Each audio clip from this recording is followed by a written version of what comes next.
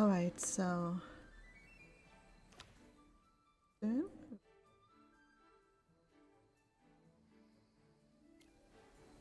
Thought I would get some done at a minute for that happens.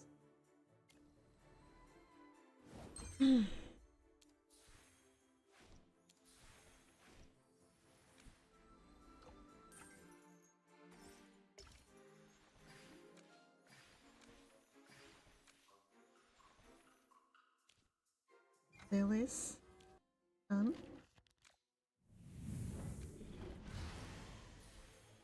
Now once I get out of the way.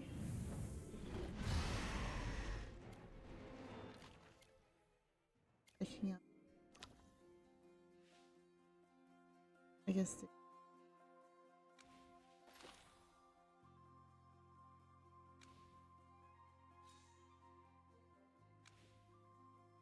I was in getting this done before the end of I only noticed it, I think.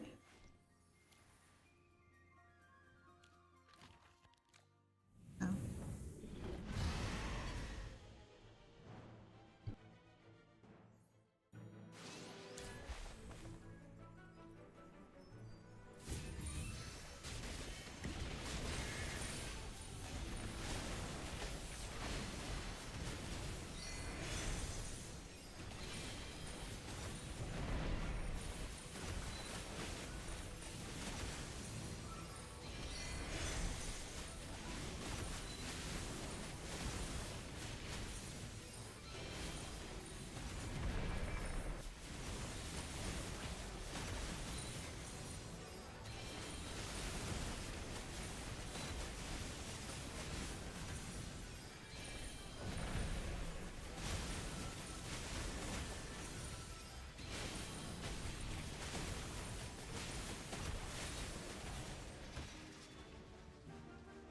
終わったよ。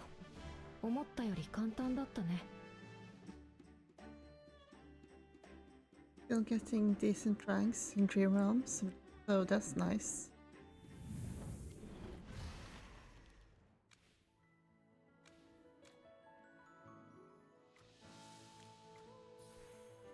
Also don't think I need any more charms now, but may as well claim.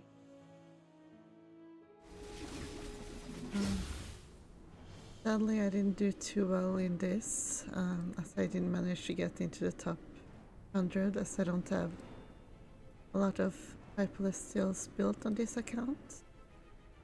But at least I got this, and 12 scam casers is okay.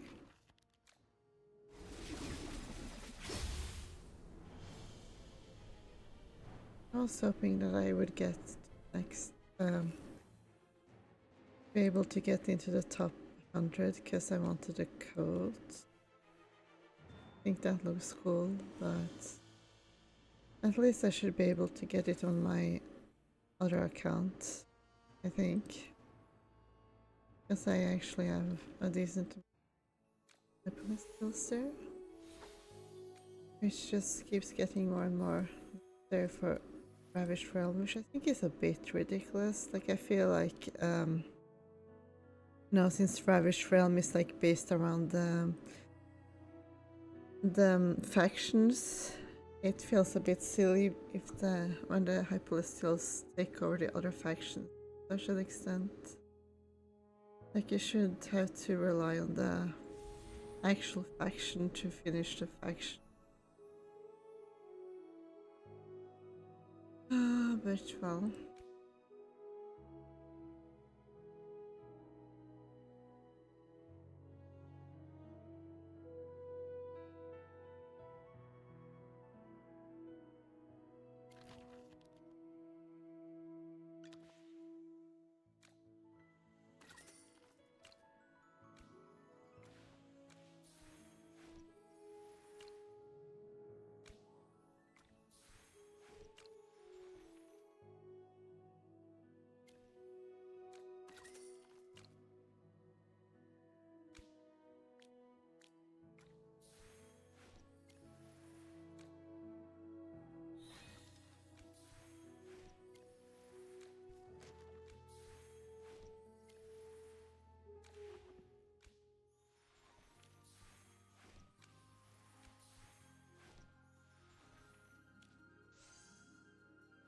Anything.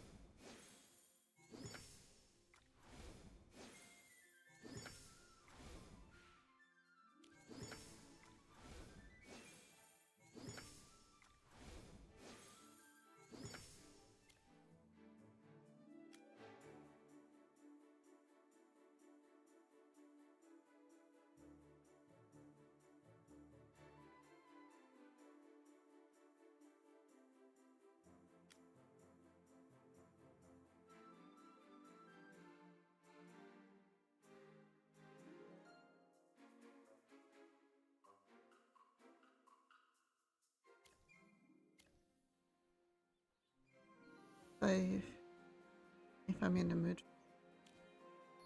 Oh. 4 of 4.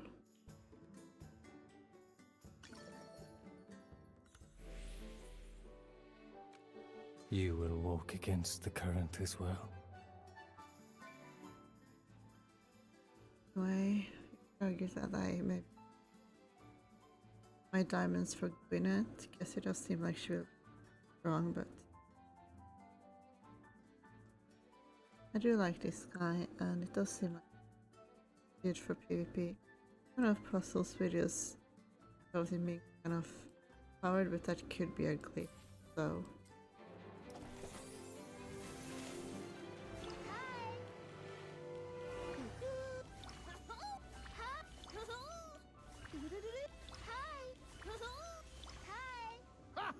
One last strike! You will walk against the current as well.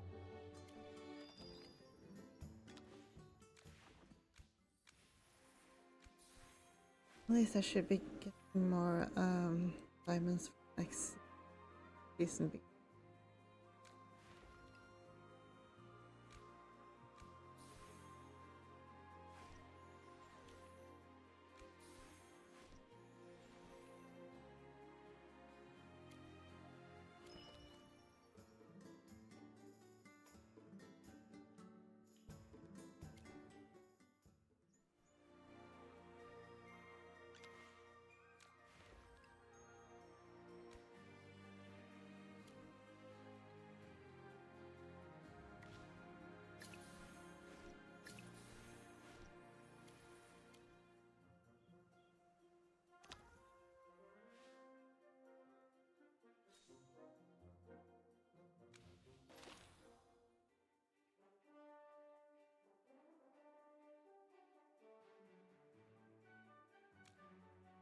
Out. Welcome to the club, or the camp. Since you have some time to spare, take a stroll around the Serene Lyceum.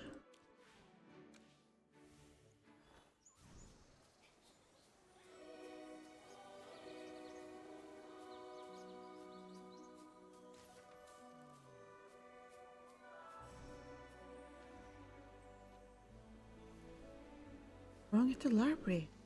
They got us. They're going into the library. Gary! The library's haunted. That was scary. Why hasn't the school done anything? What if some... Calm down. Have you been reading too many horror novels? Enchanted things are everywhere on campus. You probably just saw a rogue one. No! What happened last night can't be explained by magic. Last night, I was revising for my alchemy test, but it didn't go well.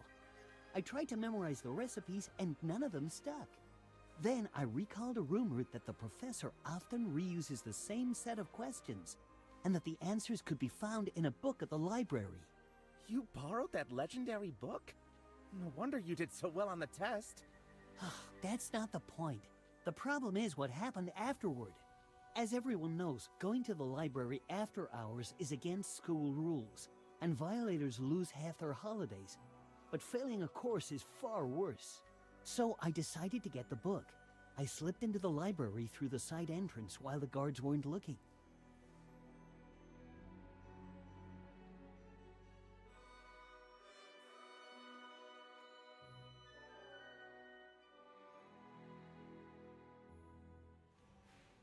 Bring it on.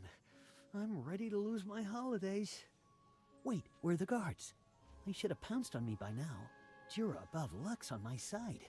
The Ultimate Alchemy workbook should be somewhere around here.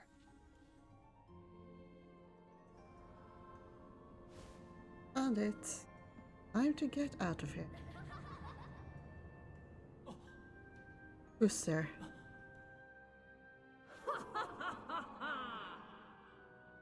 Cry out in despair, writhe in agony. Nothing pleases me more than seeing your souls burn in everlasting flames. I'm setting the world ablaze. Let anguish devour you all! Oh my! Ghost!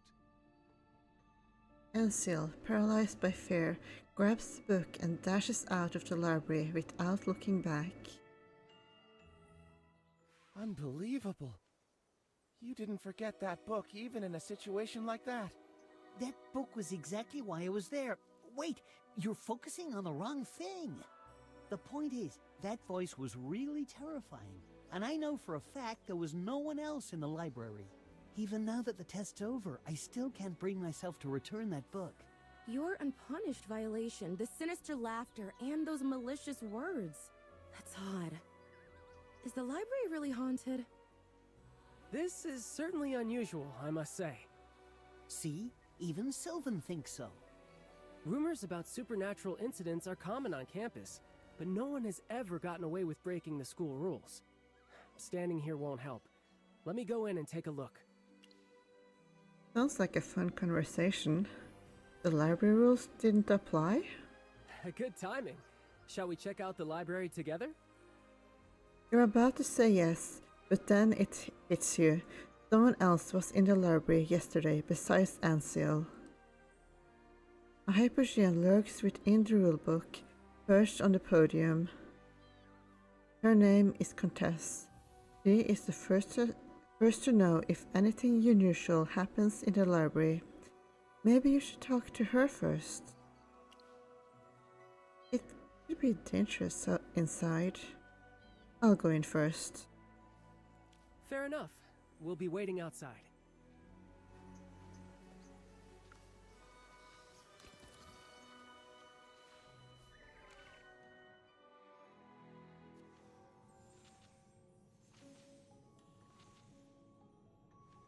So quiet. Where's Countess?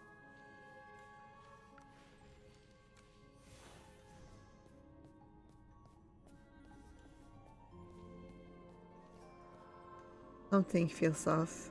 Let me bow to the rulebook and summon her.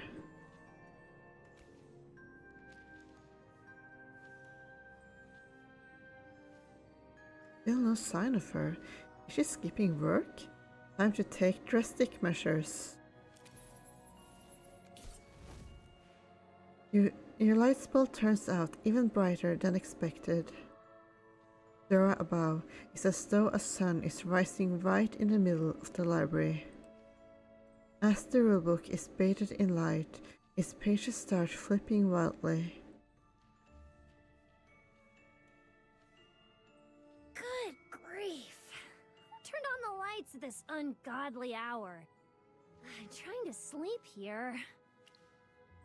Please check the clock. Skipping work is a big no-no. Ugh, I knew it could only be you, my dear Merlin. Alright, what do you want? Just the professionalism. Pot calling the kettle black. You've been dodging work for 20 years yourself. The library's been rather empty lately. Exams are almost over, and the semester break is just around the corner. Don't I deserve some downtime? Getting a little bit more sleep won't hurt. Ever heard the library's haunted? Is the ghost your prank? Haunted? You actually believe that? Wait, is this your excuse to make me work overtime? You tell Countess what you heard from Ansil. A guilty expression crosses her face for a fleeting second, but you catch it anyway. Come on! Students just love to spread rumors like this.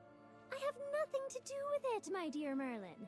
It must have been a spirit summoned by some mischievous student. Whatever the case, I'm in the clear. The ghost isn't bothering anyone, and there's no rule against it. Let's not worry about it too much. I'm the rule book, remember? I know the right thing to do. Just let me take care of this. After hearing Countess's confident yet flimsy statement, you are certain she is involved. Let me do some digging. Mind if I look around? Yeah, so I'll just handle this. Wait, what? No way! The library is meant for studying, not snooping around. Are you even listening to me? Hey!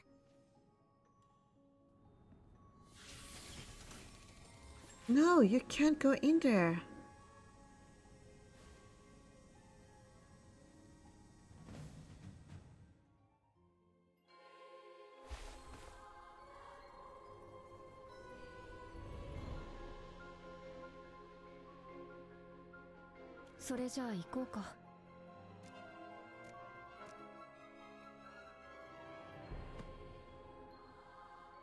What gift shall we bestow? A fog will settle over all of us. I can't let you see this. 終わったよ。思ったより簡単だったね。 Nothing can stop you when reason is on your side. Guided by your instincts, you make your way to along. I was just at along. Okay.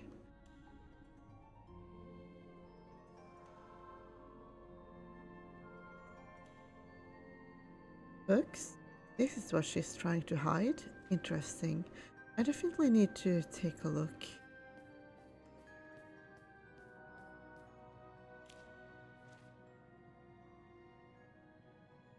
Radiant Run Handbook.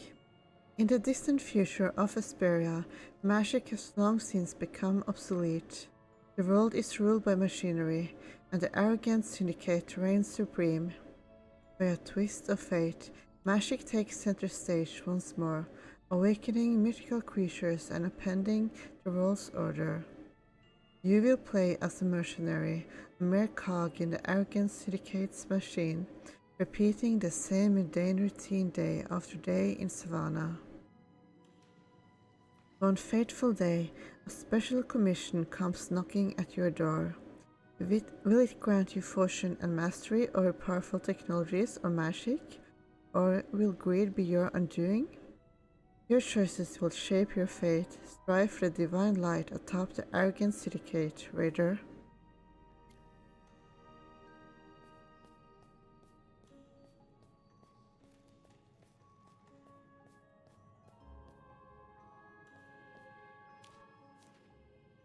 Deductions Call Handbook. Your great-uncle, a scholar of an ancient Asperian language, died under mysterious circumstances. As his only living relative, it falls to you to collect his belongings. In his house, you come across a bizarre statue, surrounded by piles of clippings and notes. Your gut tells you that these strange items are connected to your great-uncle's death. As a detective, you set out to uncover the truth. Guided by logic and deduction, you discover the link between the statue and the ancient redacted, whose resurgence is sparking strange occurrences everywhere.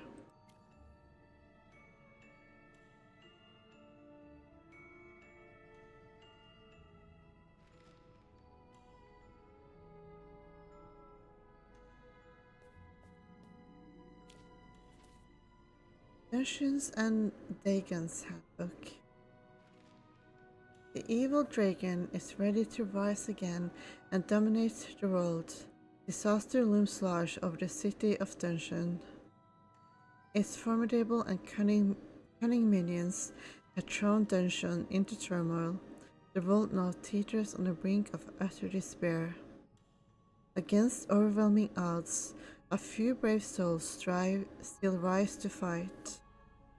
They are a team of young, inexperienced adventurers ready to confront the evil dragon and save the world.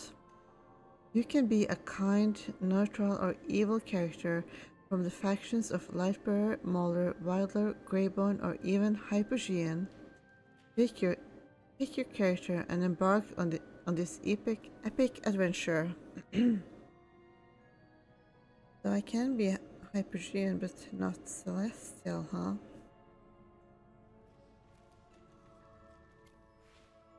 The Green File, Door to the Future, Cold Stars, and Buried Between Demons are among the dozens of books piled up on the long table. They are books covering various world settings, gameplay rules, detailed mechanisms, faction divisions, and skill descriptions. Even without your memory, you know these books are unlike anything you have seen. Could this be part of an evil scheme Contest is cooking up? Oh there.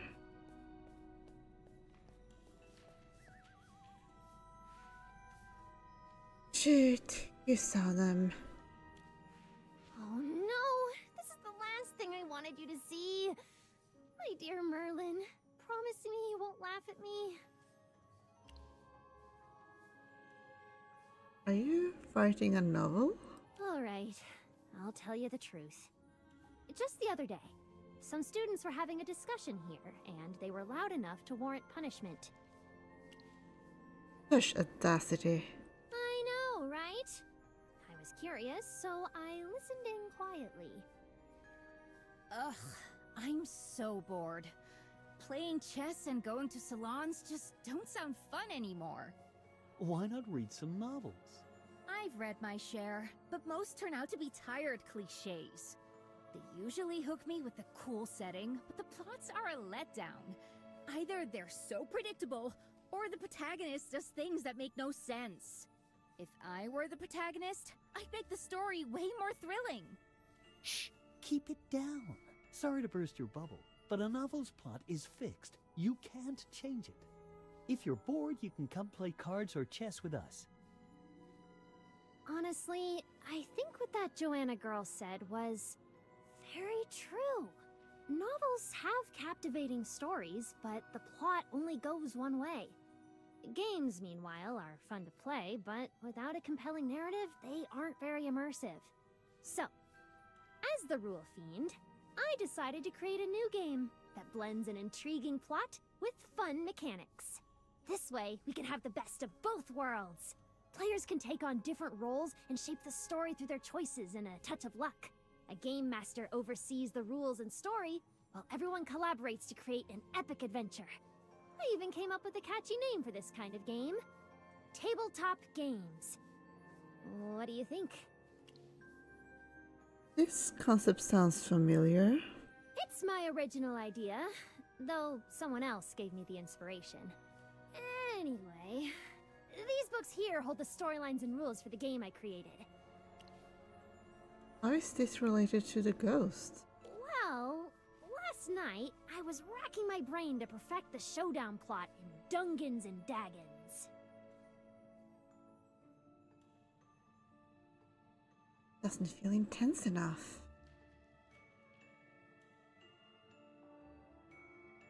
Good. Eureka! Perfect.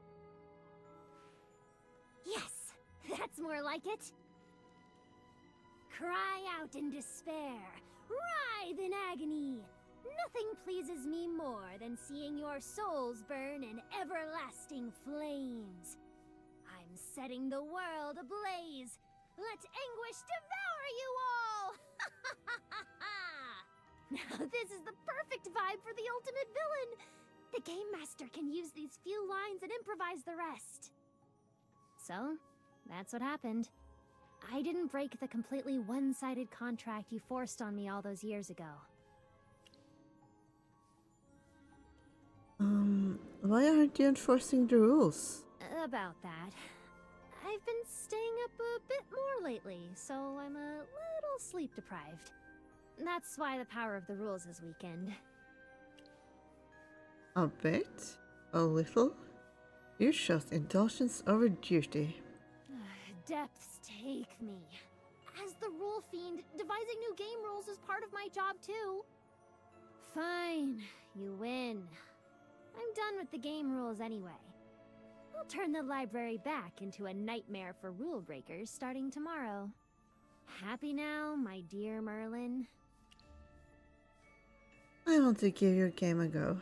That's not happening. Pick another wish. It's a Hypergean design game.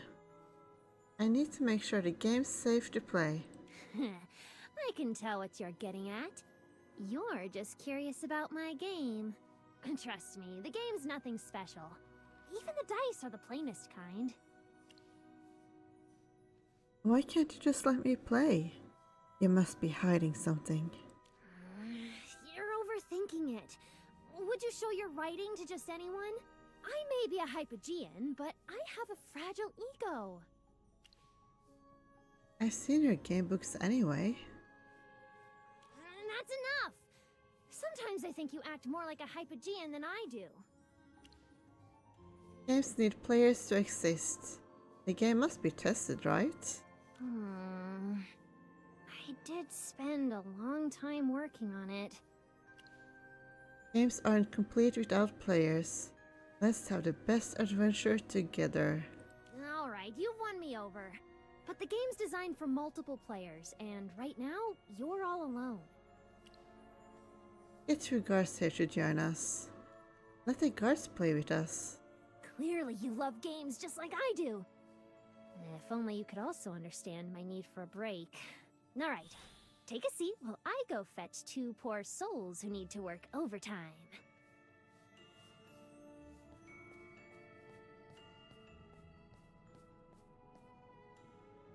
Let me see. I need to integrate the rules into the program.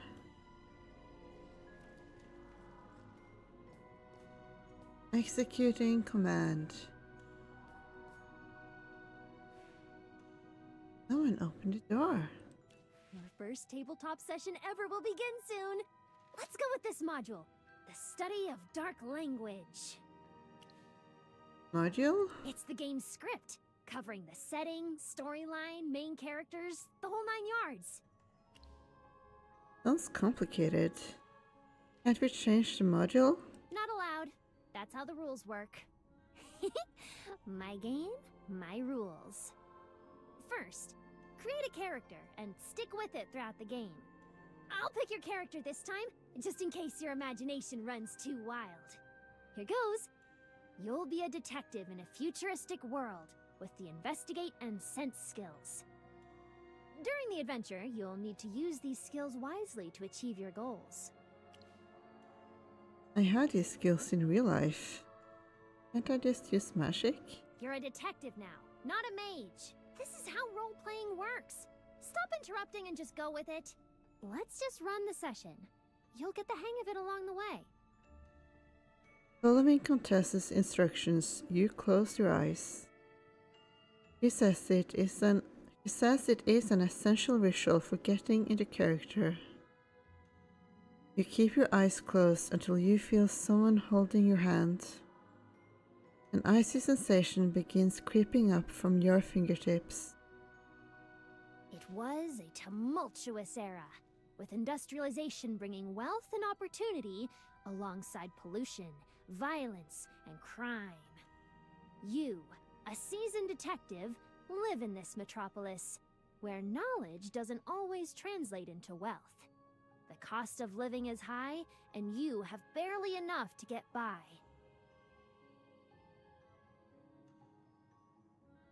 Unable to rent an apartment on your own, you've moved into a shared unit on Elementary Avenue. Now you meet your flatmate, who's shaking your hand. Nice to meet you. Wow, it's a campus guard. He's your flatmate. Flatmate! Stay in your character! Here's a friendly reminder. You can use your investigate skill on your flatmate now to gather more information. Use investigate. A roll of 8 or above is required to use the investigate skill. Rolling the dice. You rolled a 10. The action is successful. Wonderful! Your frugal life may have worn out your pants, but it hasn't dulled your perception. The man before you has tanned skin, likely from prolonged sun exposure. His right arm moves slightly awkwardly as he shakes your hand, the result of a severe injury.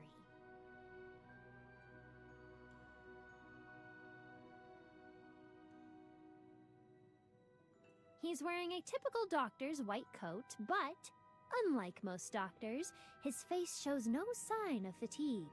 Instead, he carries a soldier-like demeanor. Free roleplay starts now. What do you want to say to your doctor flatmate? So, you're a retired military doctor. Good, you're catching on fast. And this reminds me of I was watching earlier about how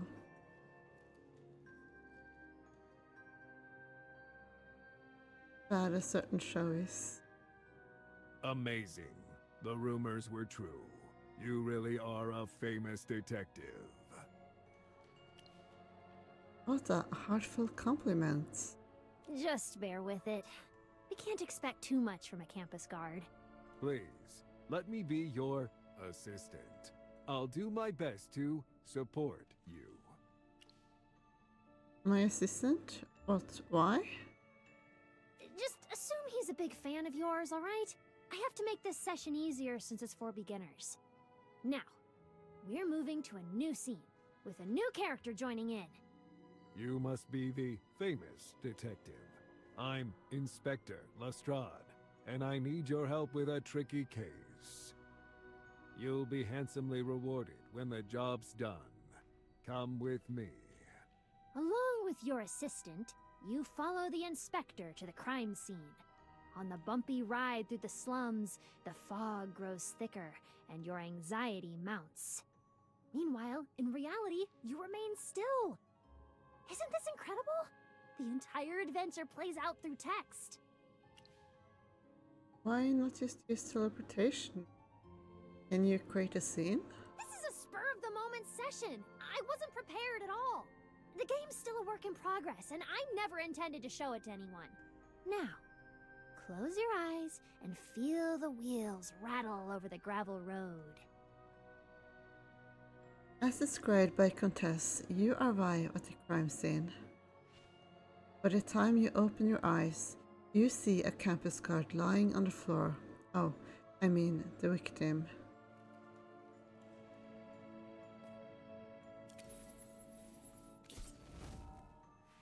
You find yourself in a typical, modest bedroom, much like any other in a low-cost apartment. But with a body on the floor, it has turned into an unusual crime scene. The body is riddled with gruesome wounds, and some fluid is oozing out. Is it blood? You can't be sure. The thick, dark fluid splatters all over the room, some of it congealing on the faded wallpaper. In reality, you see nothing, but you decide to keep the comment to yourself. Detective, your job is to examine the crime scene. See if you can uncover any clues. Check the body fluid. The fluid trickles from the victim's throat and chest. Undoubtedly, it's his blood. The way it soaks into the tattered rug and stains the wallpaper creates a grim work of art. The victim's blood is unusually dark. Is he even human? Check his wounds. The victim's throat, chest, and abdomen are covered in deep cuts and slashes, yet all his fingertips remain clean. The murderer took his life without the slightest hesitation. There could only be two explanations. First, the murderer harbored a deep grudge against the victim. Second, the murderer didn't consider the victim human at all. Or maybe the victim wasn't even human to begin with, you think to yourself. Like the wallpaper, bloodstains. You crouch to inspect the dried blood. Something about the splatter feels off. Further investigation might be necessary. Use investigate. A roll of 10 or above is required to use the investigate skill. Rolling the dice. You rolled a 20. The action is very successful. So lucky, Merlin! Well, I do have this gambling title to go with how I am. Very successful? Any action that isn't a failure can be either successful or very successful. Very successful actions yield stronger effects. For instance, you'll gain some extra information this time, but knowing too much isn't always helpful. For now, enjoy your luck while it lasts. Relying on your sleuthing skills, you study the bloodstains on the wall. They seem to form written characters, yet the clotted blood renders them unreadable. Suddenly, thanks to an unexpected stroke of luck, you manage to make out the message, which says, royalty. The moment you utter the word, color drains from Inspector Lestrade's face. Detective, are you implying that the royal family is involved in this case? The victim's fingertips are clean. The victim didn't write this. So, the murderer left this message, and the motive could be linked to the royal family. This is a delicate issue. I need to inform the Queen first. Let's call it a day. Remember, everything about this case is confidential. I'll be back if further investigation is needed. Feeling unsettled, you return to your apartment on Elementary Avenue with your assistant. Life goes on as usual, and the terrifying homicide is never mentioned again. Just as you believe the case is closed, a carriage stops at your front door on a foggy morning. Then, someone opens the door.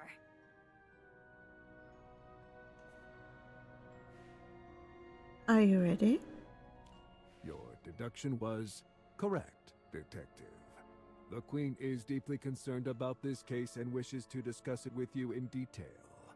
Please come with me to meet Her Majesty. Can't believe it. We have an audience with the Queen. This is an incredible honor. Why is he speaking like this? Could he be broken? He's just stammering out of excitement. Just use a little imagination. Your assistant's face lights up with pure joy. After all, the Queen is the ruler of this city and a symbol of faith for her people. You should feel honored to have the chance to serve the Queen. You hop onto the carriage and head straight for the palace. After navigating a maze of formalities, you are finally ushered into the audience chamber. You see nothing in the darkness, yet you can sense the Queen's presence. She sits silently, motionless within the shadows. I'm impressed. You're smart enough to find the correct answer.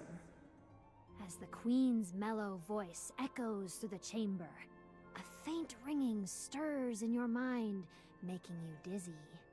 The victim was one of my aides, and the murder is an act of defiance against my reign. The traitors are seeking to usurp my throne. I need someone loyal and wise to serve me. You seem to fit the bill. Help me Hunt down the murderer and purge the traitors. This is an irresistible offer for any detective. Serve the Queen, and you can leave that shabby apartment behind, with wealth and power within reach. Your decision is... Reject it. Something's fishy about the Queen. Reject it. The Queen can't even speak clearly. Reject it. I don't want to risk my life. Where's the accept option? I've taken it out so you won't stray too far from the plot. You feel a twinge of apprehension. Before making your decision, sense your surroundings to find the source of your unease. Investigate, my assistant. A roll. You rolled a 13. The action is successful. Your assistant is a bundle of nerves. He clenches his right fist tightly, and his injured shoulder tenses even more. He feels not just excitement and nervousness, but also an overwhelming terror. Investigate the Queen. This is a difficult action. A roll of 15 or above is required to use the investigate skill.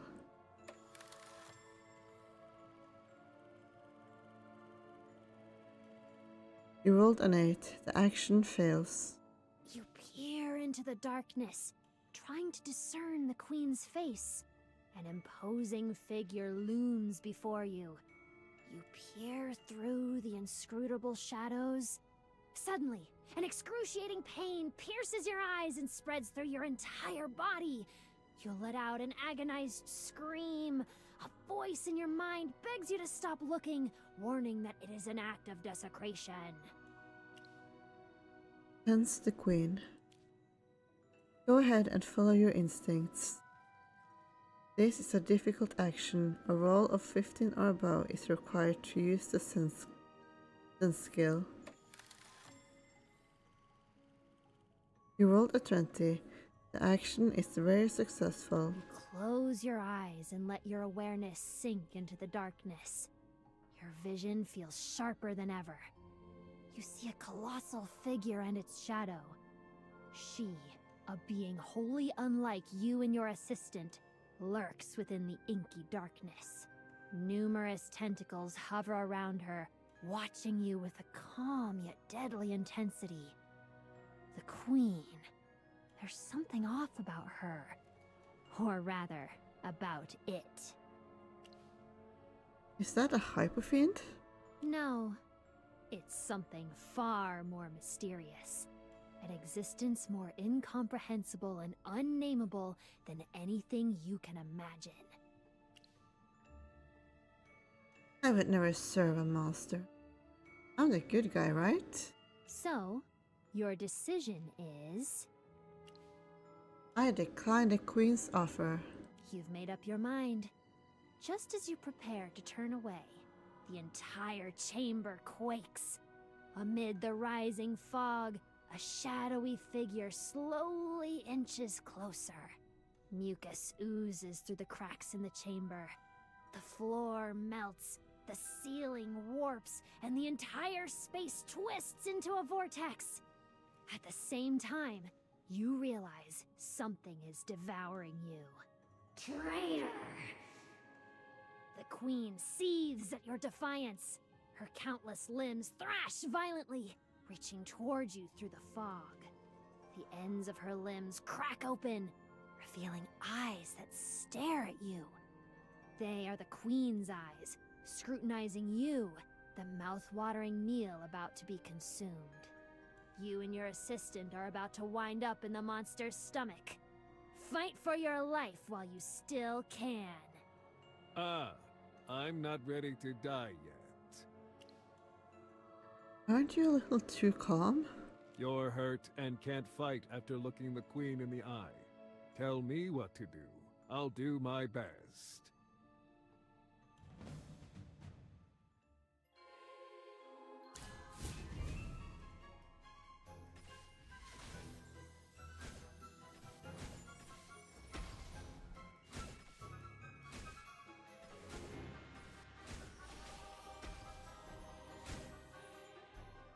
Oh, I'm dead.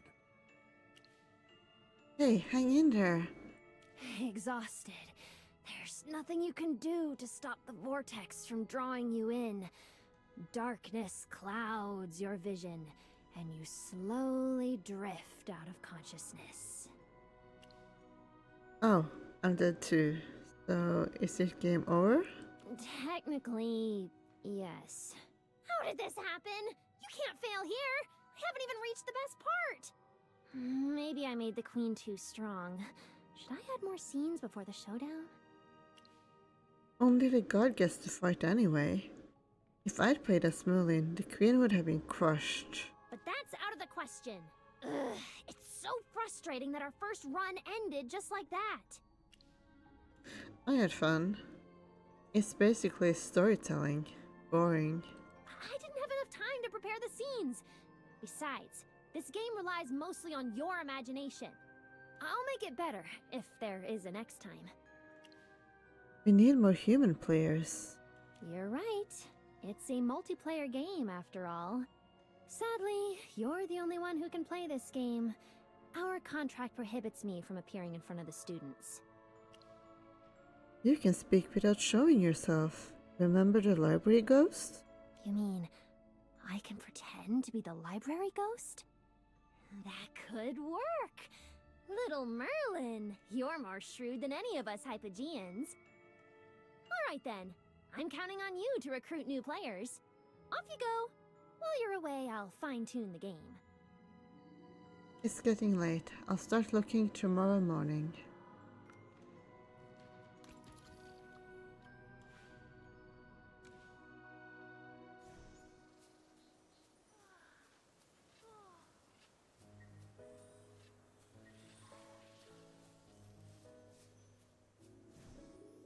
Cassidy, are you here for the library ghost too? No, I'm just here to do some revision. Wait, what did you say? Library ghost? People are saying the library's haunted. Merlin went in to investigate yesterday, and she hasn't come out since. Goodness, could Merlin be in danger? We should inform the professors. No, there's no time. We'll help her ourselves. You arrive just in time to stop Cassidy and Sylvan from rushing into the library. Don't worry, I'm fine. I'm not that weak, you know? Magister, I was just too worried about you. What did you see in the library yesterday? You spin a tale of a minstrel who turned into the library ghost over an unfinished book. I've read about this before. Spirits that fail to reincarnate can get trapped where they died and slowly turn into malicious ghosts. Looks like the library isn't safe anymore. Anyone up for ghost busting tonight? Let's drive out the ghost tonight. I've been dying to see what the library's like at night. Cassidy, are you coming? Absolutely! I'd never pass up a chance to fight alongside Magister Merlin. Here's something you need to know. Given the unique nature of Countess's game, you remind everyone to brace themselves for an exceptionally unusual experience tonight. Got it! I'll be well prepared and won't slow anyone down. Should we invite Pippa? She's very intuitive and ridiculously lucky. I don't mind. The more the merrier. I'm not sure if Pippa would be interested. She's always the first to bolt when someone tells a horror story. But her curiosity always makes her stick around. She might actually say yes. Cassidy and I will go get Pippa.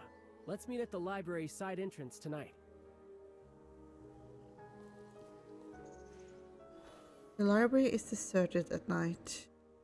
As agreed, you arrive at the library side entrance. Cassidy, Pippa, and Sylvan show up shortly after. Sorry to keep you waiting. We were making preparations and lost track of time. Cassidy scampers over, her face beaming with excitement as she proudly shows you what's inside her backpack. A whole assortment of items cascades out in full display, enchanted gadgets, alchemical reagents, a spare wand, and even amulets. You really are well prepared.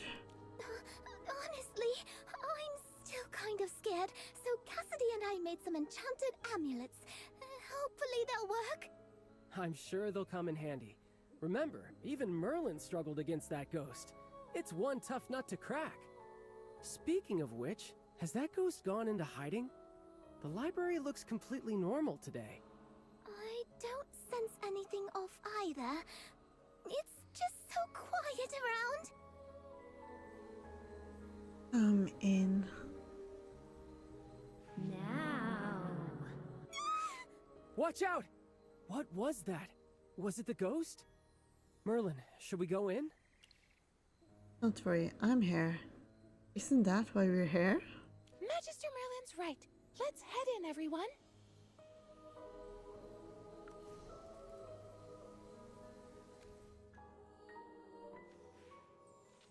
Everyone steps cautiously into the library.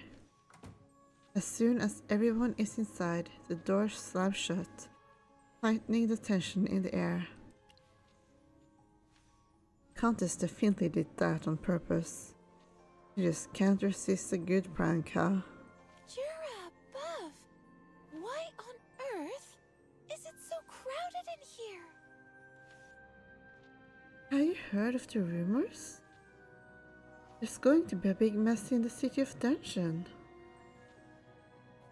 Will the legend makers come to our rescue again? These people don't look like students.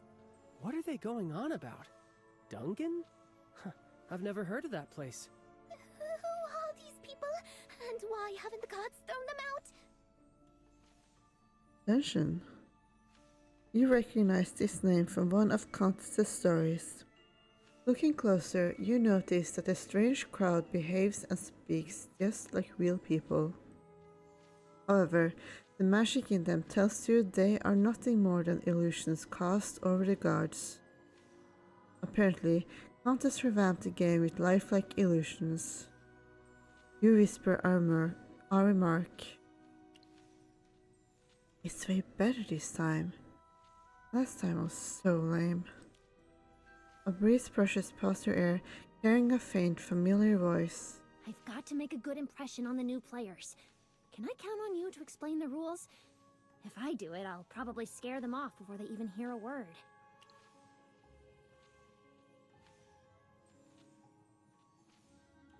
Everyone, these are just illusions. This is the ghost doing. So, what should we do? Welcome, adventurers! Though you come from different places and backgrounds, you share a common goal: to overcome every challenge along your journey and defeat the evil forces that rule the city. Wait, who's speaking? Is it the library ghost? That's a typical opening a minstrel would use. The ghost was a minstrel. Magister Merlin, is it up to us to help her finish her story so she can move on? Just do as she says. Just think of this as a game. I hope she actually leaves once we help her. Come forward and begin your adventure now.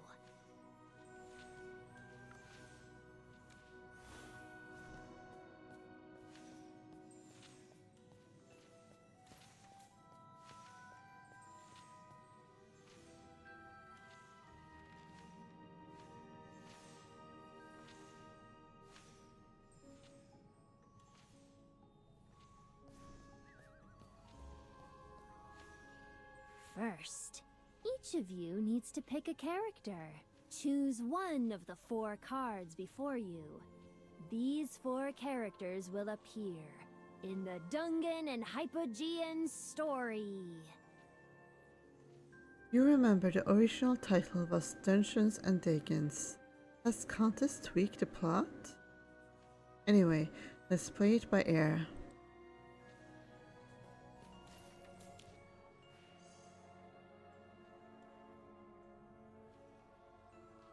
There really are 4 cards here.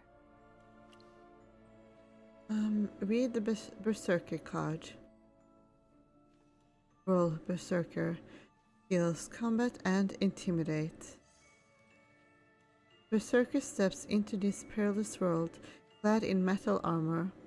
With your body as your weapon, you will crush all who stand before you and carve a legend of your own. You believe might makes right. Anyone who dares to challenge you will be daunted by your towering 2-meter frame. 2 meters tall? I've always wished I could be that tall.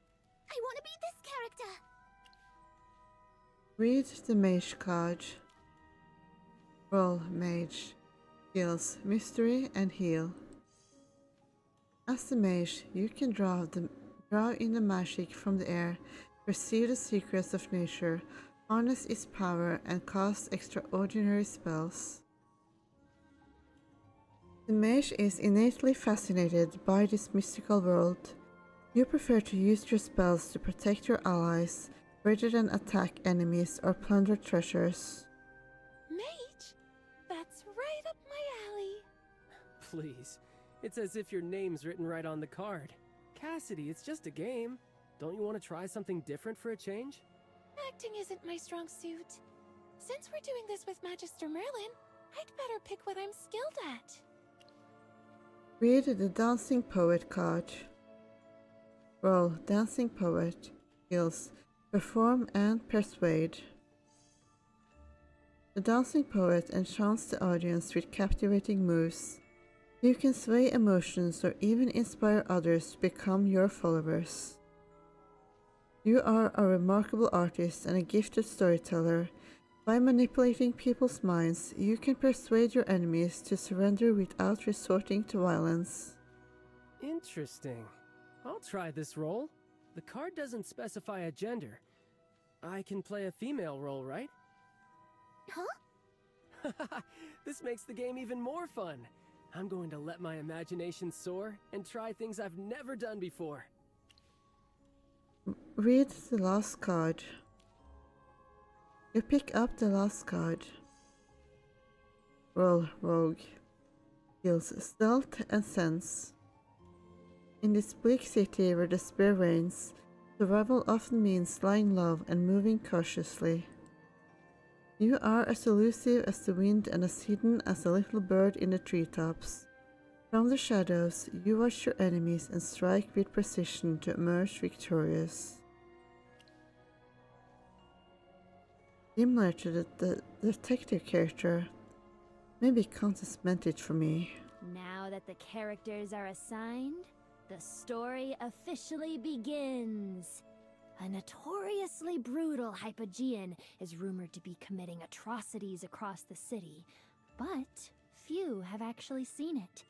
The Hypogean is said to lurk in the deepest shadows, its whereabouts known only to its loyal minions.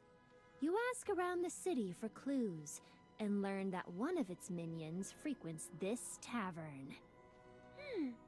Looks like we need to find the minion in the crowd and dig up some leads. Leave it to me. I'll play some music, show off a few moves, and people will naturally come to me with information. Are you sure you can pull that off, Sylvan? Right! You're the dancing poet! Can't believe you're already in character! Sylvan's nailing it. Ah, I see. Let's approach the bartender first.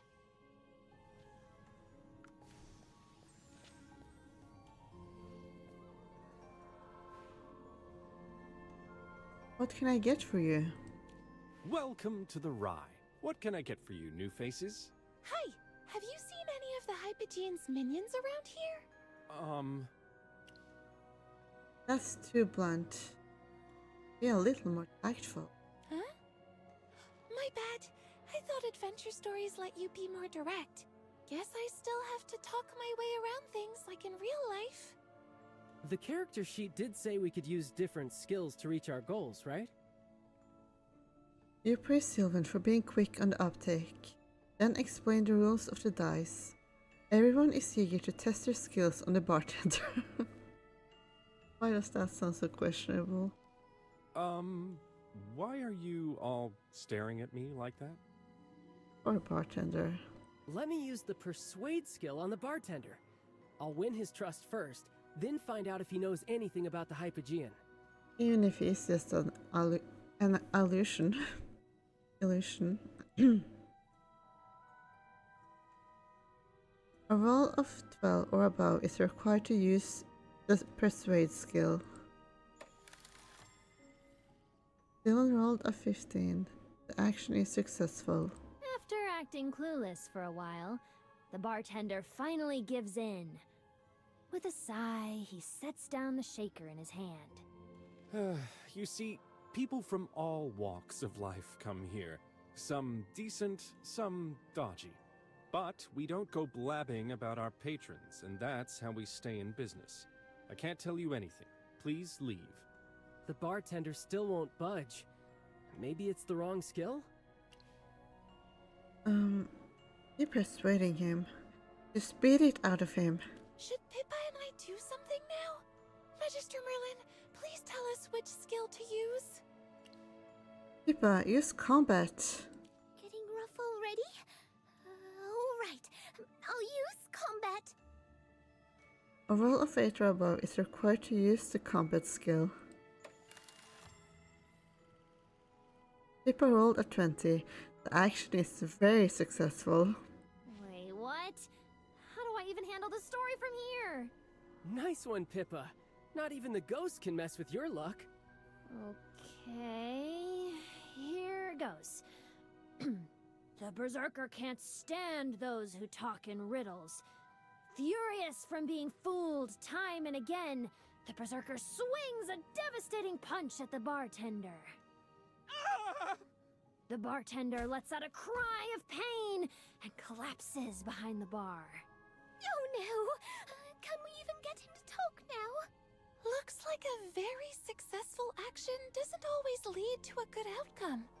This game's more intricate and fun than I thought. So sorry. I didn't mean to screw this up. It's fine. We can fix him up. Cassidy, use heal on him. This is a difficult action. A roll of 15 or above is required to use the heal skill. Cassidy rolled a 16. The action is successful. The bartender regains consciousness. The moment he sees Pippa, dread fills his face. What's wrong with you? You almost killed me just now. You're even worse than the Hypogean. I've got this. Easy there, buddy. Your safety comes first, right? My friend here's got a short fuse, and you definitely don't want to take another hit from her. Fine, I'll talk. Look, that minion you're looking for isn't here, but I do know a thing or two about the Hypogean. I'll tell you everything. If you head north from here, you'll reach a forest called the Sinister Swamp. It's teeming with fearsome hypofiends that even seasoned adventurers keep their distance. The Hypogean dwells in the heart of that forest, guarded by its hypofiend followers. If you dare, go ahead and face the lion in its den. The bartender told us to head north, but I don't see any forest up ahead. Use your imagination. I'm not great at imagining things, but I'll do my best. Let's head north and see what awaits us.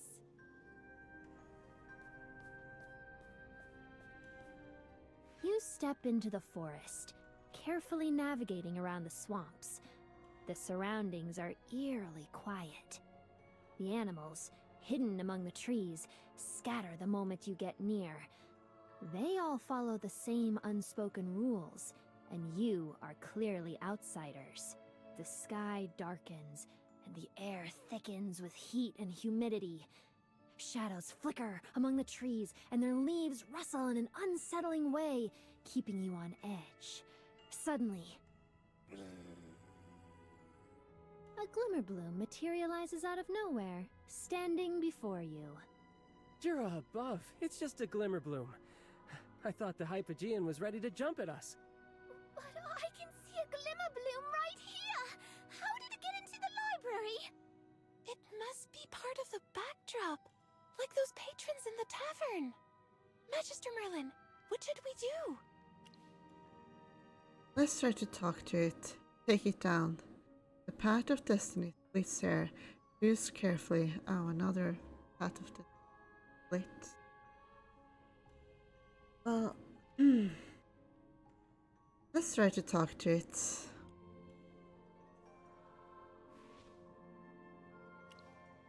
Sylvan, use persuade on it.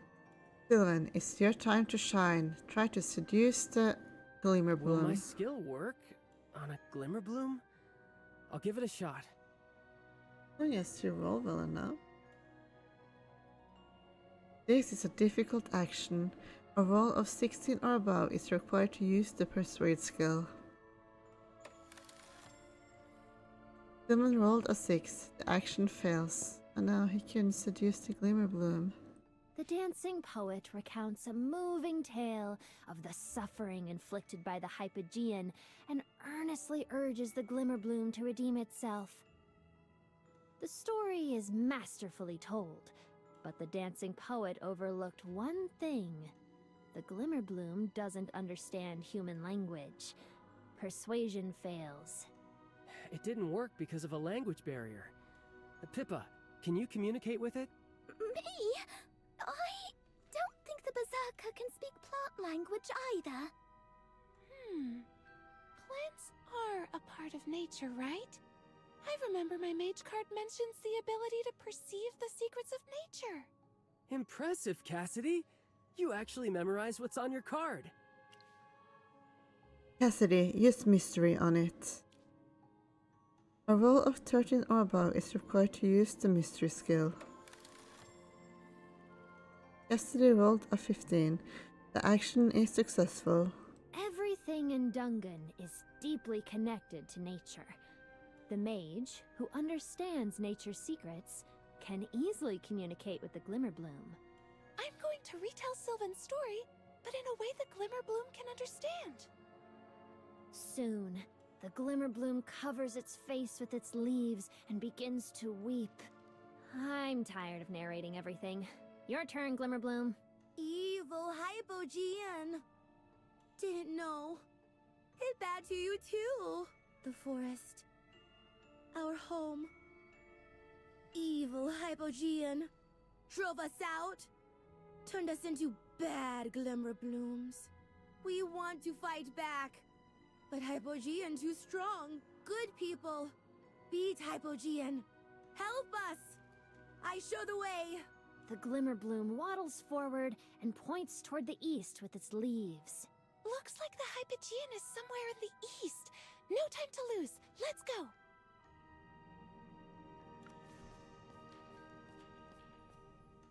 As you move eastward, the forest begins to stir, as its inhabitants murmur softly about your presence. The air is cold and oppressive at the heart of the forest.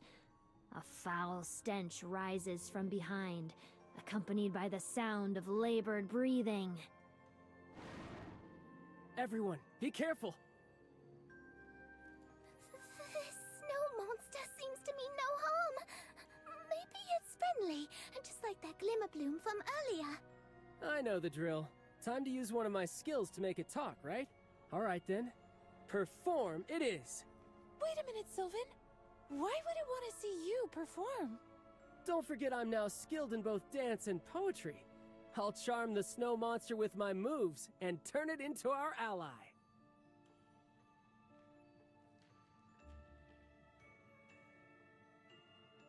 This is special difficult action.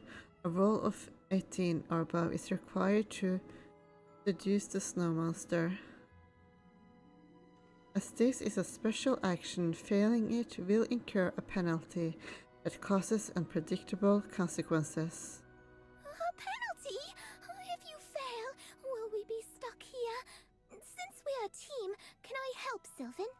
But Pippa, you only have your fists as a weapon right now. Maybe my fists will do the trick. Are we even allowed to help each other? This isn't covered in the rules. Say something, library ghost. Collaboration wasn't in my original design, but I like the idea. It's a green light from me. Pippa can assist Sylvan. How do we determine the outcome? So you'll just make things up? It's called improvisation, a crucial skill for a professional game master. A roll of 14 or above is required for a berserker to assist the dancing poet. Pippa rolled a 16. The action is successful. The berserker drums the ground, creating an enchanting beat. Then, the dancing poet glides forward and performs a mesmerizing dance. Nice! We've got this in the bag for sure. Creating a rhythm by drumming the ground! How creative! The snow monster has never seen such a passionate dance. Yet, the world that nurtures such vibrancy is ravaged by the Hypogean. Moved to tears, the snow monster decides to become your ally. The snow monster gestures toward the southwest, where the Hypogean's lair lies. Oh, we did it! Our approach was unconventional, but that doesn't matter. I never imagined we could combine our skills like this. This game just keeps getting better. I thought you'd prefer games with fixed rules, Cassidy. Rules do matter to me, but since this is a game, I guess I can loosen up a little. Also, I find this game really inspiring.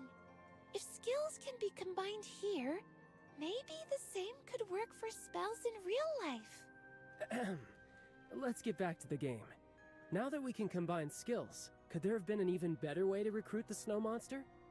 I mean, Cassidy, haven't you found spells with someone before? Pretty sure we have, at least some point in the game. So, I mean, that's not a new epiphany, but anyway. Suppose I could have used Persuade together with Pippa's Intimidate. Would the effect be twice as strong? Or we could have started with my mystery to subdue the snow monster first. Though, this is starting to sound more like coercion than persuasion. I wish we could try every combination. Too bad we can't do it all over again after we convince this ghost to move on. Let's finish the game first. She's right. Let's head southwest and confront the Hypogean.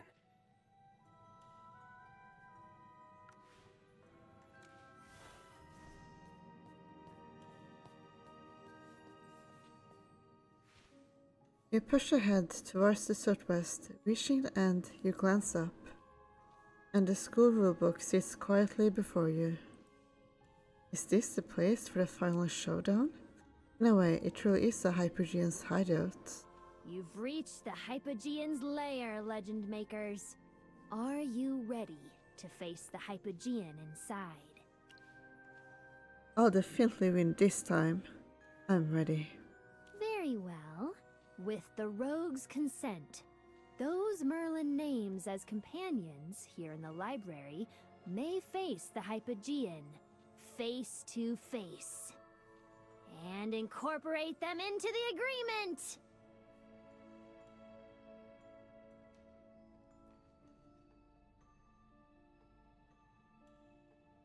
The rulebook? No way! I can feel an actual Hypogean's presence. Professor Simon recreated their aura in class before. Jura above! We must not allow a Hypogean to run rampant on campus! Wait, stand down. This Hypogean isn't dangerous.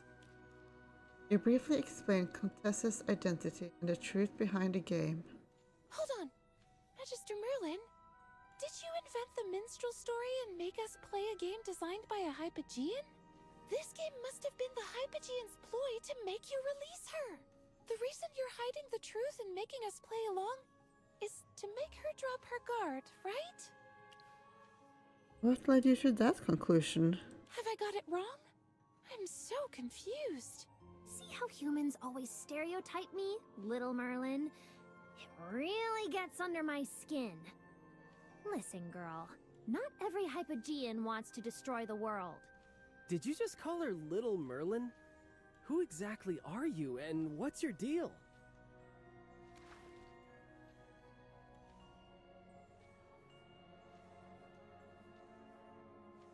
Relax, kiddo. That frown's already making you look less handsome.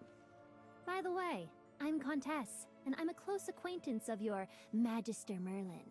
I've been serving the Serene Lyceum for over 2 decades. In all that time, no more than 3 people have spoken to me. And I felt even lonelier after little Lamar died. Can you imagine having no one to talk to and nowhere else to go after finishing a long day of hard work? By the abyss! Such a life of solitude is unbearable! After playing a tabletop game with Merlin yesterday, my loneliness hit me even harder. It feels so wonderful to have human company. So you wanted me to change the contract. You took advantage of me. No wonder you changed the module name. You mean Dungans and Hypogeans? I was just playing around with words. Either way, I'm still the wicked, despicable final boss of the story. Unhappy with me? Then strike me down and seal me away. But know this. The Serene Lyceum will be left without its lively and practical school rules.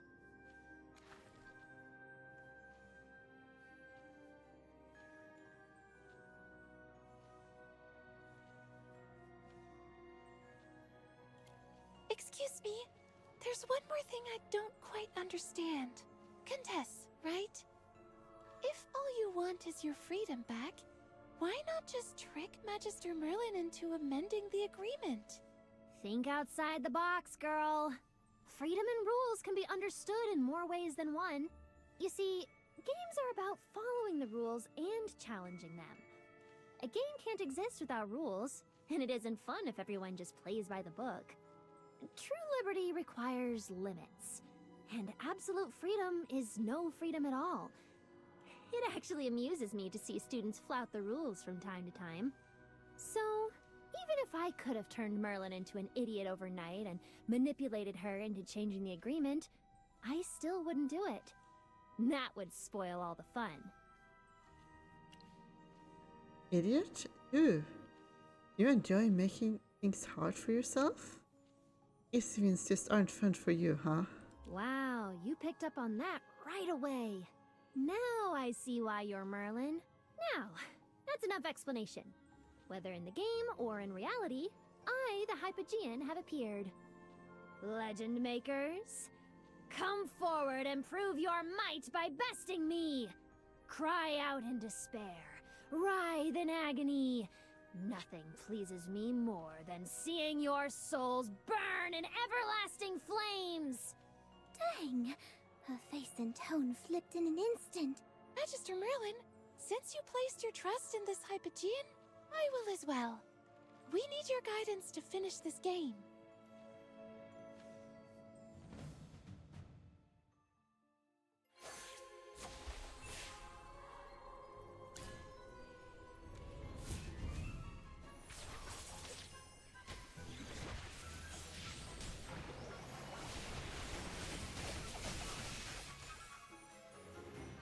Too close for comfort. The Hypogean unleashes a furious howl, unwilling to yield to defeat. Flames erupt, devouring her greed and sins until only ashes remain. You watch the flames burn with ferocity. No one knows if the Hypogean will rise again, but for now, victory is yours. You've defeated the Hypogean and freed the sinister swamp and Dungan from her oppression. It has been a rewarding journey for all of you. Pippa, the Berserker. Me? You endured the Hypogean's overwhelming might as she was sealed, witnessing true horror firsthand. With this, you take another step toward becoming the ultimate warrior. Sylvan, the dancing poet. You've mastered the art of charm, bending even a mighty snow monster to your will. Your triumph over the Hypogean has etched your name in glory. This adventure has ignited your creativity. One day, you will compose the epic poem that echoes throughout all of Dungan. I like how this ends. Cassidy the Mage, you played your part well, using magic to support your companions. From now on, you're no longer a lone wolf. Was she a lone wolf before? At the moment of the Hypogean's death, you absorbed some of the mana she released. gaining insight into the deeper mysteries of the world. You are one step closer to becoming a greater mage. Picture was. That's true! I learned so much from fighting alongside Magister Merlin. Last but not least, it's Merlin the Rogue. Well done for seeing through the Hypogean's true form and leading your team to a successful adventure. This journey has further sharpened your perception. May it lead you to uncover even greater secrets ahead. What secrets? All of you have earned the Supreme Legend Maker title. With this, the story of Dungans and Hypogeans comes to a perfect close. It's over. I'm not sure why, but I feel a bit sad. I guess it's the same emptiness I always feel after finishing a page-turner. Over? Not even close. This is just one chapter in a saga, and your journey will continue in the future. This is the charm of tabletop games. You can experience as many adventures as you like, brought to life through words and imagination. You're right. Things are definitely not over. The Hypogean in the story has been defeated, but one still stands right before us. Oh, is this about me now? Well, I'm not about to work overtime just to sit through your meeting. Please talk some sense into these kids, little Merlin. Countess retreats to the rulebook. Meanwhile, you gaze at the brass-bound book, lost in thought. Everyone has an ending after the adventure, except Countess. You could revise the agreement to prevent Countess from appearing before Cassidy and the others, and she can't object, but... Can't make up your mind? Maybe you should talk it over with your companions. I'll talk with the others about what to do with Countess. Countess is different. Countess is nothing like the fearsome Hypogeans described in textbooks. What do you make of her? During her battle against the Hypogean in the story, it was clear that Countess wasn't using her full power. She was completely absorbed in the game, and I didn't get the sense that she was trying to escape. Magister Merlin, if she's earned your trust, then she's earned mine as well. Actually, I can't see why Countess is so keen to play the game with us. Watching everyone else have fun while she sits on the sidelines, she's probably feeling left out. I mean, I'd feel pretty lonely too if I were in her shoes. It's unfair to keep her out of a game she invented. I see your point, but Countess is still a Hypogean. We've been told over and over in class that they're unpredictable and destructive. I mean, so is Pippa, in a manner of speaking. She could be putting on an act just to lower our guard. I'm sorry, but after what happened with Jervin, I can't bring myself to trust Hypogeans. Of course, this is about your ex. What's your take, Magister Merlin? I respect everyone's opinion, especially to a vote. Seriously? This again? Same thing as last time. How boring. Last time? You don't remember? Ugh, never mind. Alright, let's vote. Cassidy and Pippa vote to let Countess stay in the game. As expected, Sylvan votes against it. All eyes are on you, waiting for your decisive vote. You know better than anyone how dangerous Hypogeans can be. Restricting Countess's movements appears to be the safest course, but she's always stood by you since you returned to the Sarene Lyceum. During the 20 years you were away, you faithfully stuck to the agreement, staying in the library and acting as the school rulebook. But then again, because of your memory loss, you know little about Countess beyond her feud with the Adamant Syndicate and your agreement with her. Beyond her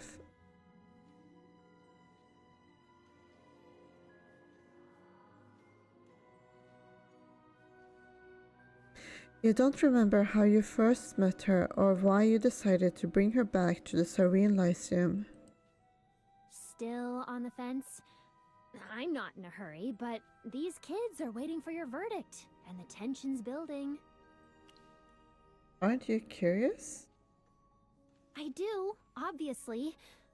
But as I've said, absolute freedom is no freedom at all. Rules must be made, accepted, and followed. Without them, I wouldn't exist. Merlin, go ahead and seal me away if that puts your heart at ease. All I ask is that you continue to honor our agreement. Once again, Comtesse vanishes from sight, leaving only the echo of her voice in the air. You realize that she has never been this serious before. Magister Merlin? Sorry, I need more time to think this through. Take your time. This isn't something you can decide in a heartbeat. This is such a tough call. Maybe I should hear what everyone thinks again. Merlin is worse than me when it comes to making up your mind. Well, I guess it's kind of serious though. These decisions can be difficult. Oops, sorry. My mind drifted off for a moment there. How do you feel about Comtesse? I feel like I can see myself in her. Like I said, you're unpredictable and chaotic or destructive or whatever it was Sylvan said. Comtesse was born a Hypogean, and my magic is inherently chaotic and difficult to control. None of us chose to be this way. Because of my unusual trait, I know what it's like to be an outcast. I think she must have gone through something similar. I was lucky to meet Professor Solis. She believed in me and got me into the Serene Lyceum. So now, I want to give Comtesse a chance to prove herself. We shouldn't be too quick to write her off only because she's a Hypogean.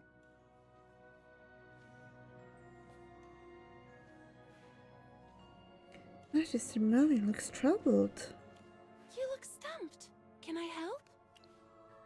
I can't recall how I got into that agreement. I've forgotten what Comtesse is really like. Why don't we start learning more about her now? Playing the game together would be a good way to get to know her. You seem to really be into that game. I agree, and it's not that I'm enjoying the game. I just feel it's okay to wait until you understand her better before deciding. Sylvan, what do you think? Well, I've been going over what Pippa just said now. Maybe she's right. I once thought I knew my friend well, but I was very wrong. So, can I really decide whether Comtesse is trustworthy after spending just a short time with her? I think we can go with what Cassidy suggested. Play another round of the game with her, so we can understand her better. Let's tell Comtesse our decision. You guys are finally done talking. So, what's your decision? We'll go with Cassidy's idea. Let's play another round. Oh? One more round? Isn't the game the main point? This round will decide your fate. Doesn't bother me. Whatever you all decide, I'll still be here acting as the rulebook, so I might as well make the most of this chance to have some fun. This time, I'll make sure we use a module that's more fun and exciting. But the library's too small for me to really express my creativity. Get me a spot with enough room, little Merlin. Let me think about it. Is there a place on campus that's spacious, unoccupied, and entirely under your control? The Stellar Spire, of course. The Stellar Spire should be fine. Your magic tower? A boring choice, but still better than the library. Oh, and you haven't forgotten the day off you promised me, have you? Do you want to use it? I only get one day off a year, so I have to spend it on something meaningful. I'll be fine-tuning everything for the next round. No one's allowed to bother me all day. Sure. Keep your nose clean. Relax, I know what I'm doing. Get ready to have your mind blown by my story. Before you can reply, Contessa makes a beeline for the lawn and dives headfirst into the preparations. I have to say, Contessa is truly unlike any other Hypogean, personality-wise. Indeed. She couldn't be more different from the vile ones I saw in textbooks. Contessa could actually be a nice Hypogean. Wait, calling a Hypogean nice does sound kind of odd. She said she needs the whole day to prepare. Magister Merlin, let's meet at the Stellar Spire at midnight tomorrow. Time to call it a day. See you tomorrow. Good night, Magister Merlin. After parting ways with your companions, you head back to the launch. You spend the day relaxing. As night falls, you set out for the Stellar Spire.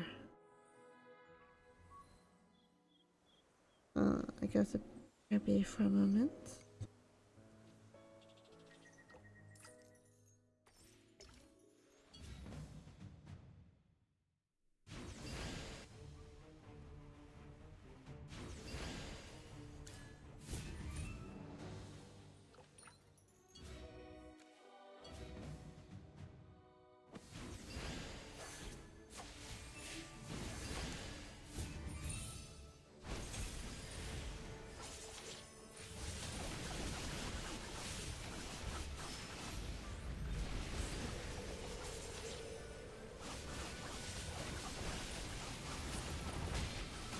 Brace yourself!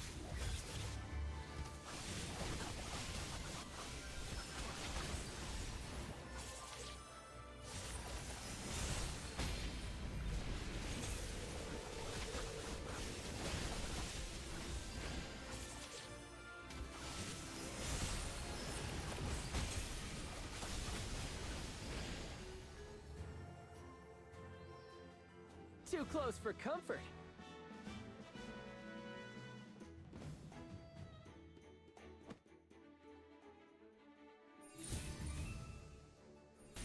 Brace yourself! Time for more power, hardhead!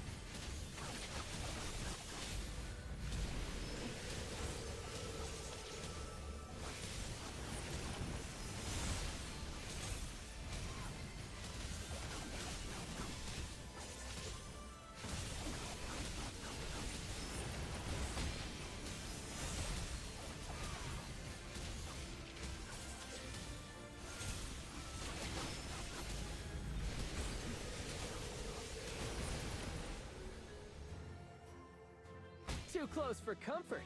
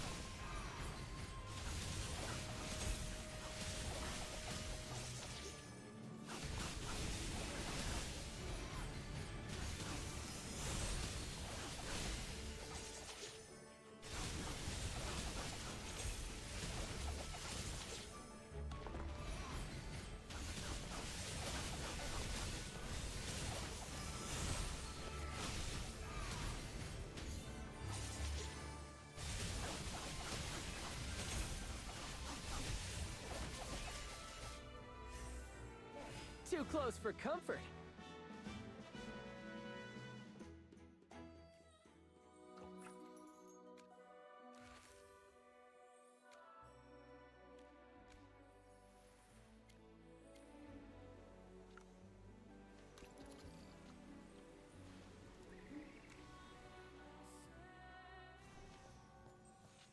Is it just me, or is something off about the library today? I had a tiff with my friend earlier. I thought a magic broom was gonna hit me, but it didn't. What? Do you enjoy the pain or something? No, the point is, I broke the school rules, but I wasn't punished. You're not the only one.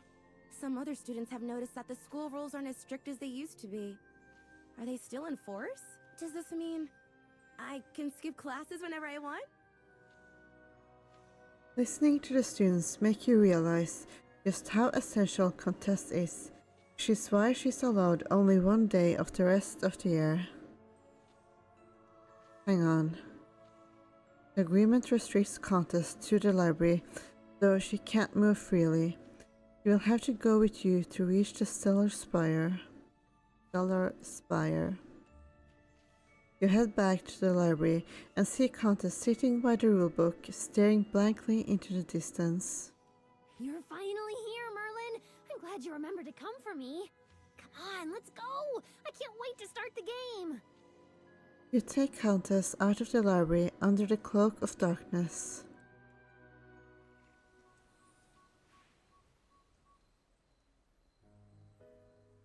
When did this place get a garden? Wow, there's even a little fountain. Wait, don't go running around. Oh, she's so cute. Here.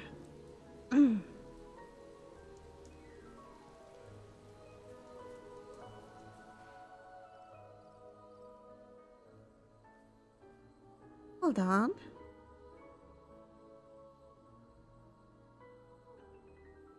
There used to be a girl obsessed with unicorns. This must be her work. I think she did a pretty good job.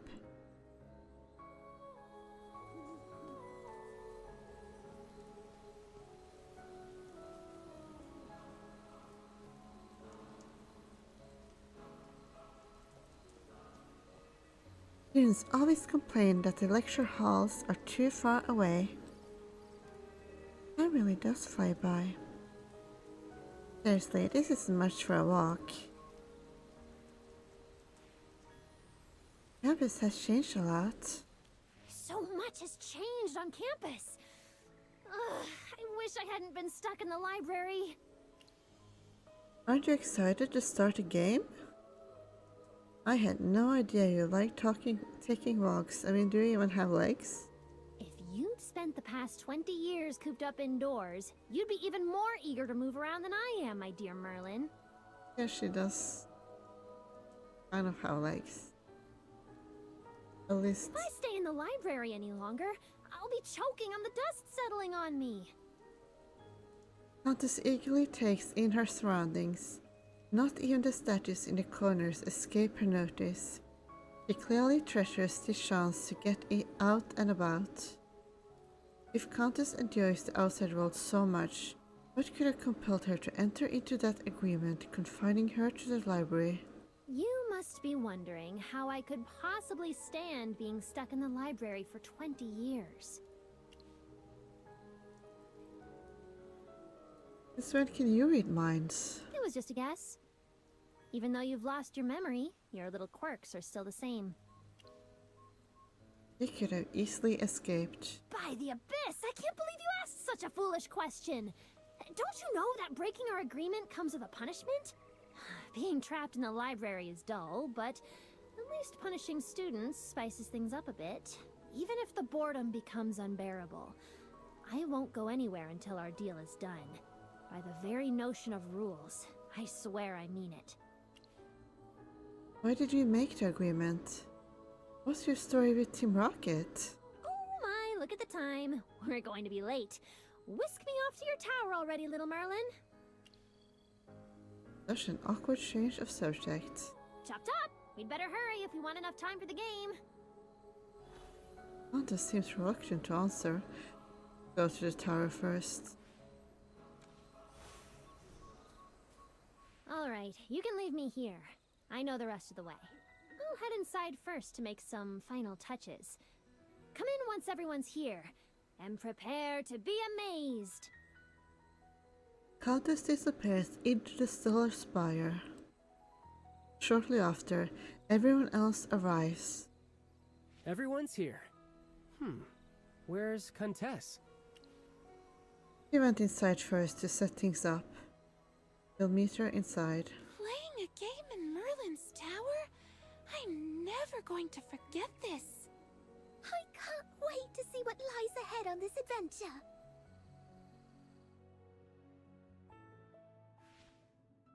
The Stellar Spire is completely empty. Countess is nowhere to be seen, and even Cranky isn't here to greet you with treats like usual. Where's Contess? Could she...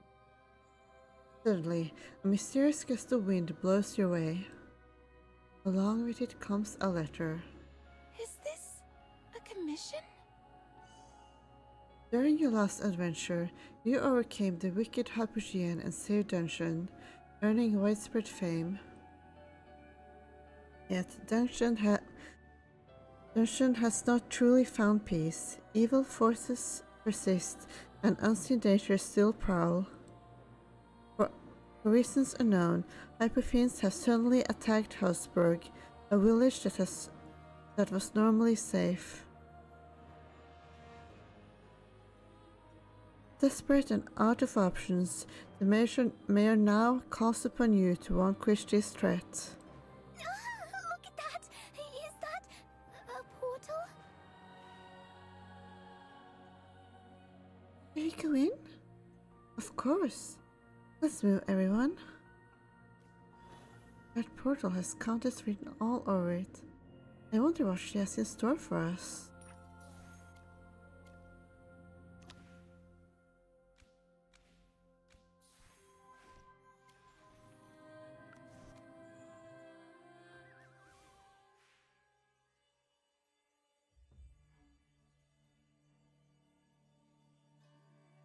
A glaring light engulfs you the moment you step through the portal. When you open your eyes again, what's happening? Is this Hausberg? Wait, this place really exists? I thought it was fictional. From the magic flowing around us, I can tell we're still within the tower. But what we're seeing here is... Welcome, Legend Makers. Hausberg needs your help. Frankie? Greetings, Master. But in this story, I'm the mayor of Hausberg. Frankie, what's this about? Contess built this illusory world within the simulacrum realms to create a more immersive experience. This is an enchanted space that can replicate specific environments as needed. Now you know what Contess was secretly working on yesterday. How did Contess talk you into this? Contess told me you love this tabletop game she created. To make sure you have fun, she invited me to play a role in the story. Acting isn't my strong suit, but I'll do my best for your sake. Also, Contess thinks I'm a good fit for the mayor's role. Mayor, please go on with the story. Legend Makers, thank you for accepting the commission. Since last month, Hypofiends have been relentlessly attacking our village, and our guards are struggling to hold them back. They even... Oh no! They're here again! So many of them! Even more than all the previous waves combined! Help! What? They just came this morning! Legend Makers, please help us!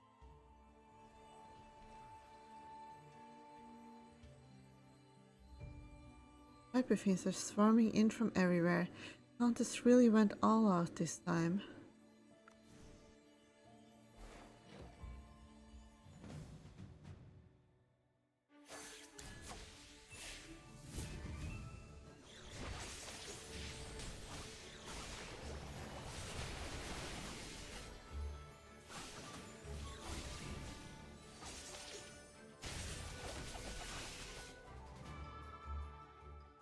Too close for comfort.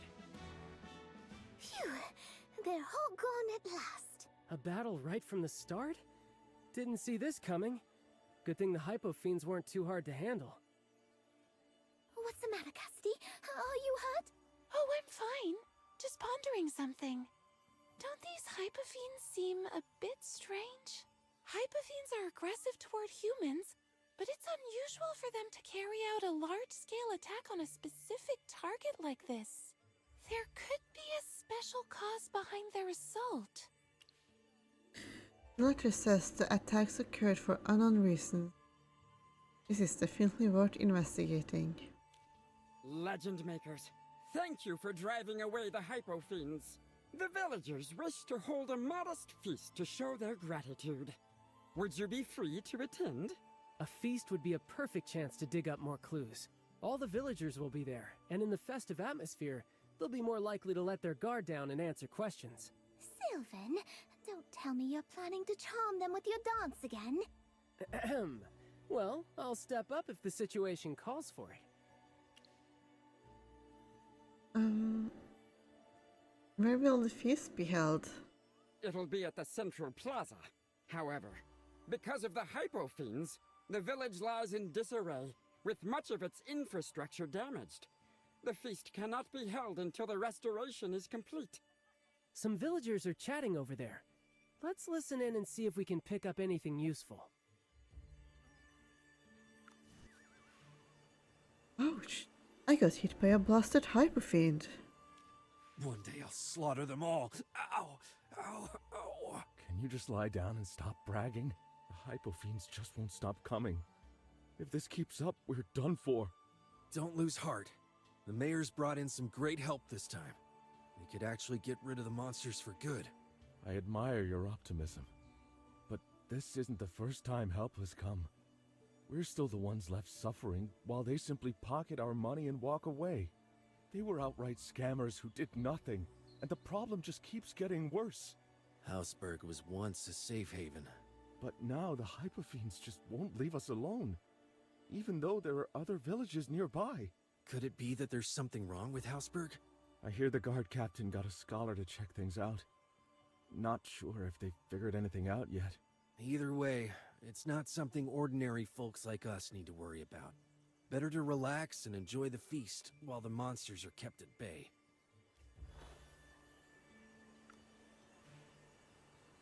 Something's wrong with this town.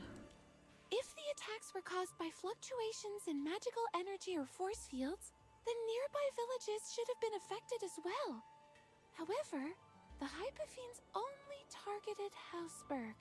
It looks like there's something here that's attracting them. The two villagers spoke of the recent influx of outsiders. Could they be involved? It's hard to say. We don't have enough clues yet. The feast's about to start. Let's head to the plaza. Nothing should go wrong at the feast, right? We just need to stay discreet. Besides, even if a conflict does arise, you can use combat to settle things. Nice tactic, Cassidy. I can use stealth and strike from behind. That's something I'm very good at, being stealthy. And I can lend out my wooden stick. The lights are up. Come on, let's go.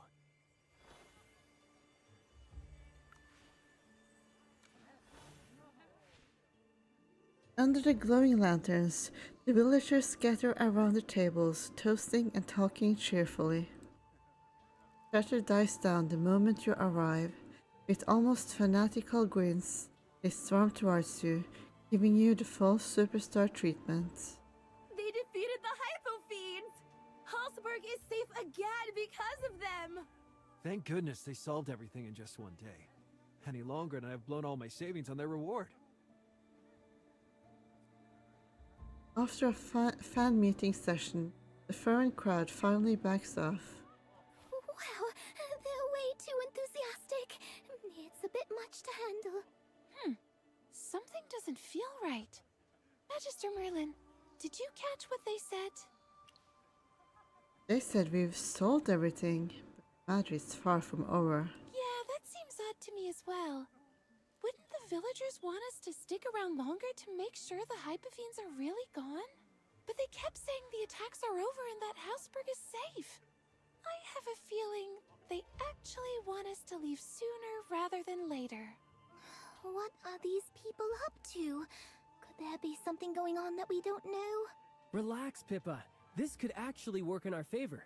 Their desperation has given us an opening for investigation. When the villagers came at us just now, some stayed calm and kept their distance. Did anyone notice? These people might have the answers we're looking for. You're right. They were observing us from afar. I thought they were up to no good, so I kept an eye on them. Turns out I completely misread the situation. Nice work, Pippa. Now we know who to go after. Thanks to Pippa, you managed to identify 4 villagers to speak with. The first is Terence, the guard captain. He said to know more about hyperfiends than anyone else in Houseburg. Next is Sandra, the scholar. Scholar Terence brought in to study the hyperfiends. She had a conversation with Terence earlier, but it didn't end well. The third is Odom, an ironware supplier. He provides the villagers and guards with weapons to fight the hyperfiends. Rather than celebrating, he seems to be here just to do business. Lastly, there's Salome, a mage apprentice. She's been watching you silently right from the start, which is somewhat unsettling. The mage apprentice seems familiar. Then we'll count on you to talk to her. We have no time to lose. Let's split up and gather as many clues as we can.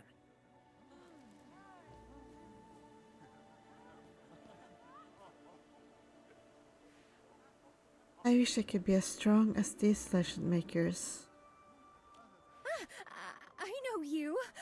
I've heard so much about you, but this is my first time seeing you in person. Oh my, you guys wiped out those hypofiends without breaking a sweat. Incredible! If it weren't for you, the guards wouldn't have stood a chance. All of Houseburg might not have made it through today. I guess this is what sheer power looks like. Not even 100 villagers could accomplish what you just did. I don't think so. But I'm telling the truth. If everyone, no, even if just 5 villagers were as strong as you, Houseburg wouldn't have to fear the hypofiends. I'm willing to do whatever it takes to become a better mage. I hope to reach your level one day, or even become the greatest mage of all. As Salome speaks, her eyes burn with a fervor so fierce it verges on intimidating.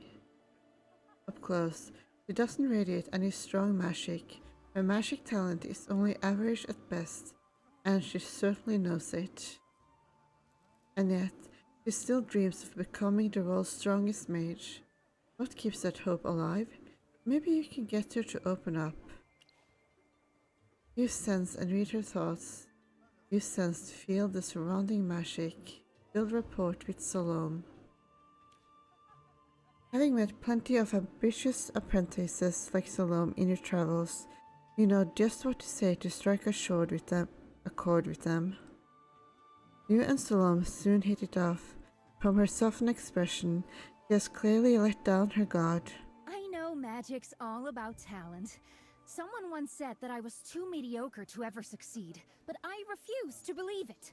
Thankfully, I met an amazing master who helped me improve drastically.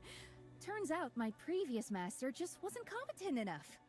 My master assured me I would become as powerful as him one day. There's a mage like him here? Can I meet him? What for?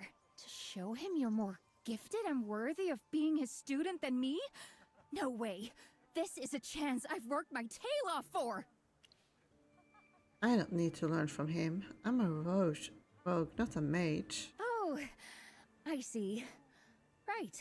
You're already skilled enough. Once I finish training with my master, I'll become as capable as you. I can't wait for that day to come. Soon, the plaza quiets down as the feast is about to end. You and your companions gather in a secluded corner to share your findings. Terence, the guard captain, and his men have been tracking the hypofiends' activities. He has noticed that their attacks are becoming more frequent. He has passed the data to Xandra, the scholar, who concludes that the hypofiends are likely to launch their largest attack on Houseburg in just 2 days. Which means we only have 2 days to get to the bottom of things.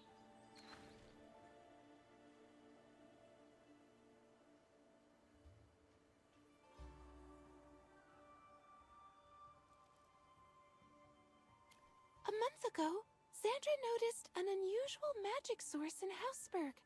The very thing drawing the Hypothenes to the town. That led her to reach out to Terrence, hoping to investigate the magic source, and in the process, strengthen her own mana. However, recent evidence suggests that the magic source came from outside. The fact that Xandra is an outsider has eroded the trust between her and Terrence. Also, Xandra suspected that someone was getting in the way of her research, so she asked us to help her out. I talked to the weapon guy Odom, and he seemed really fishy. He might be involved in the plot behind the Hypofiend attacks, but he doesn't know much. Probably just a pawn. His weapons store wasn't doing well when things were peaceful, but ever since the Hypofiend showed up, his business has been booming. He stands to gain from these attacks, which could explain his motive. In his defense, Odom claimed he couldn't have orchestrated such a grand scheme by himself, since he neither wields magic nor knows how to fight. You relay your conversation with Salome, along with the suspicious things you notice about her. She's sketchy. As far as I know, the methods to boost mana quickly are all... I get what you mean. Salome's suspicious, but she's too defensive to cooperate with us right now. Everyone, let's figure out what we can do right now. As Pippa said, Odom's very likely just an accomplice. If we play our cards right, he could lead us to the mastermind. I'd say we can trust Sandra. She wants the same things we do, and she was the first to offer working together. I concur. I believe the magic source she found holds the truth we're after. Let's split up and cover more ground. Magister Merlin's right. With so many leads in so little time, it's more efficient to divide and conquer. I'll go meet Sandra. I'll come with you. All right, I'll team up with Captain Terrence to investigate Odom. What about you, Magister Merlin? Look, isn't that Salome? Why is she leaving already? The feast isn't even over yet.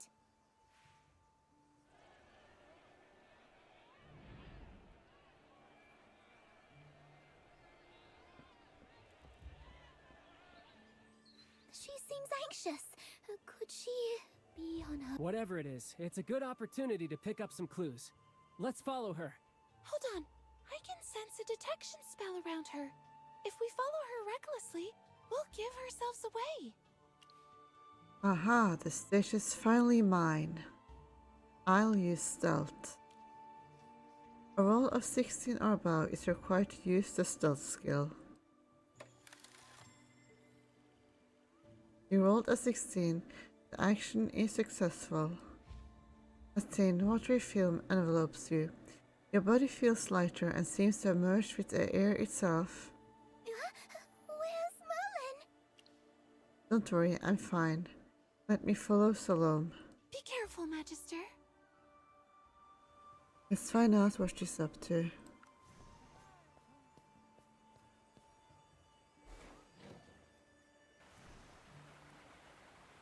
These are Salome's footprints.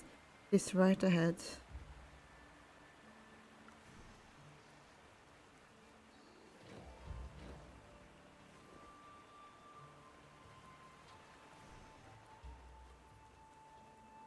The trail continues.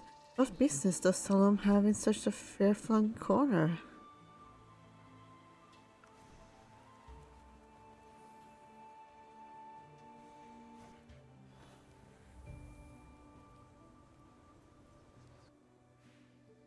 Is this a secret ritual?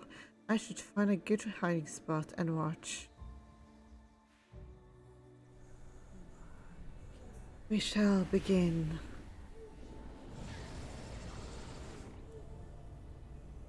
Are they summoning Hypofiends? I should get closer and listen to what they're saying. Hypofiends? I don't understand. You said the ritual was meant to make us stronger. Why did it end up summoning Hypofiends? Tell me, who do you think wields the greatest power in the world? Gods? Wrong. The greatest power is held by a being far beyond our understanding. But you're right to say that gods are formidable. The power you seek is nothing but a drop in the ocean compared to theirs. To gain greater power, we need to seize it from the gods, or from those akin to them. Master, I'm not sure what you mean. Hypogeans. Hypogeans are as mighty as gods. Many of us crave the power of the Hypogeans. Together, we formed a secret society and mastered a form of magic unlike any other. You mean all the spells you showed me? Yes, that's the power drawn from Hypogeans and Hypofiends. Unlike the power of gods, which you can only receive passively, this is a power you can seize at will. This power can make you the greatest mage in the world. You'll become hundreds, even thousands of times stronger than those so-called legend makers. I can't believe I missed the opportunity. I could have gained immense power just now. Don't worry, the ritual isn't over. Summoning Hypofiends was only the first step. Now our goal is to call forth a Hypogean. We'll claim its power and become masters of dark magic! They're out of their minds, just as you're ready to take down the Hypofiends and destroy the magic circle.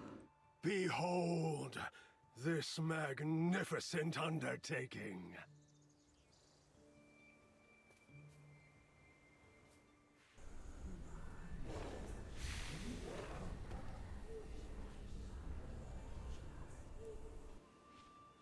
You breathe laboriously as your heart hammers against your ribs. Everything around you is utterly silent, and your mind goes blank. You try to raise your head with every ounce of your strength.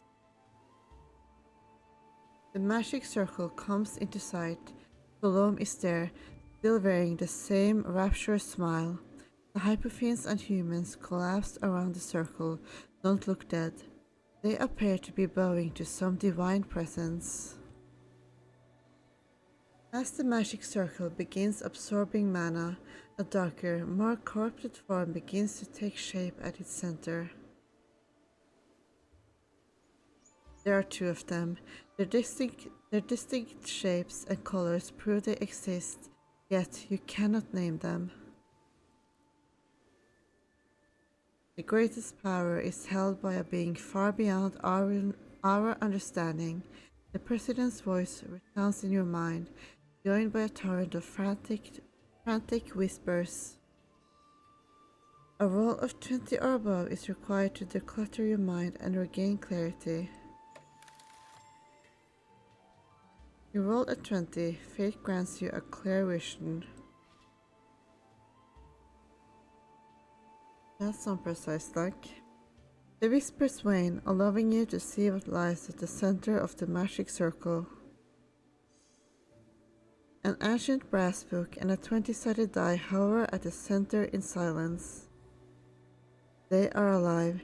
They turn slowly, their cold and feeling eyes taking in the dead, the surroundings, their summoners, and finally, you. Perfect. The ritual went better than expected. And now we have twin Hypogeans. Let's see them up close. Ah, a die that governs change. Wonderful! With it, I'll bend everyone's fate to my will. And is that a rule book? It's worthless. If everything goes as planned, I'll rise above the rules themselves. Why would I lower myself to become their prisoner? With a smirk, he looks up as an invisible force lifts the brass book and the die into mid-air. Then, the force drives the book and the die in opposite directions, tearing them apart. A scream of agony echoes across the clearing. The man is unfazed. To your bewilderment, he then rends open his chest and shows the die inside. He has devoured the die. All right, the ritual's over.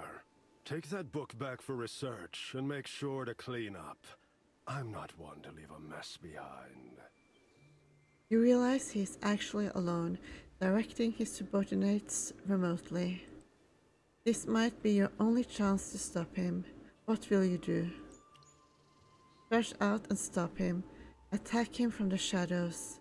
Stay put and keep watching. You make your decision, but nothing happens. Without change, you can no longer make a difference. What should you do? You are forced to stay in place. You are forced to stay in place. You are forced to stay in place. Unable to move, you watch the president walk away.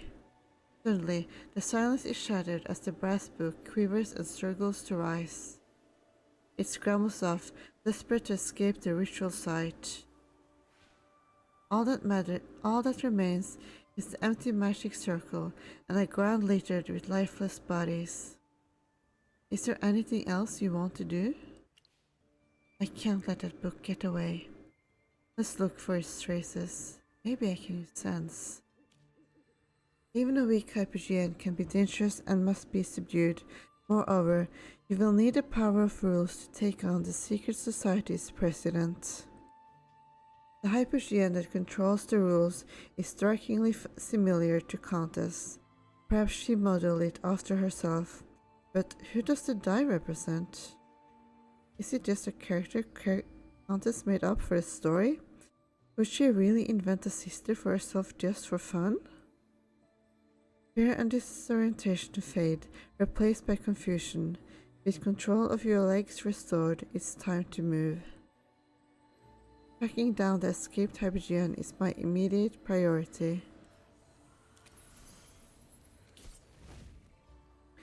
A roll of 16 or above is required to use the sense skill, but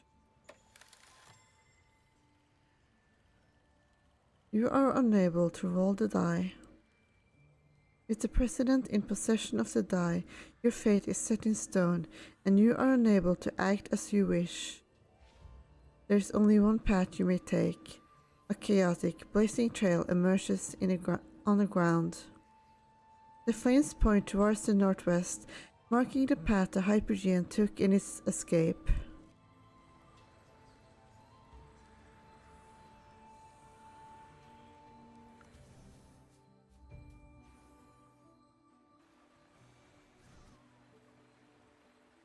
The Hyperfiends are back?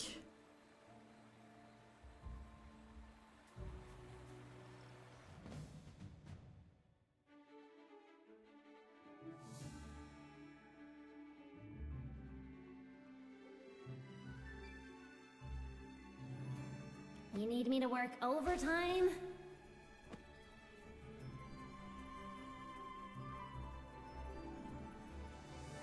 I'm eager for nourishment. You seem tougher than the previous wave.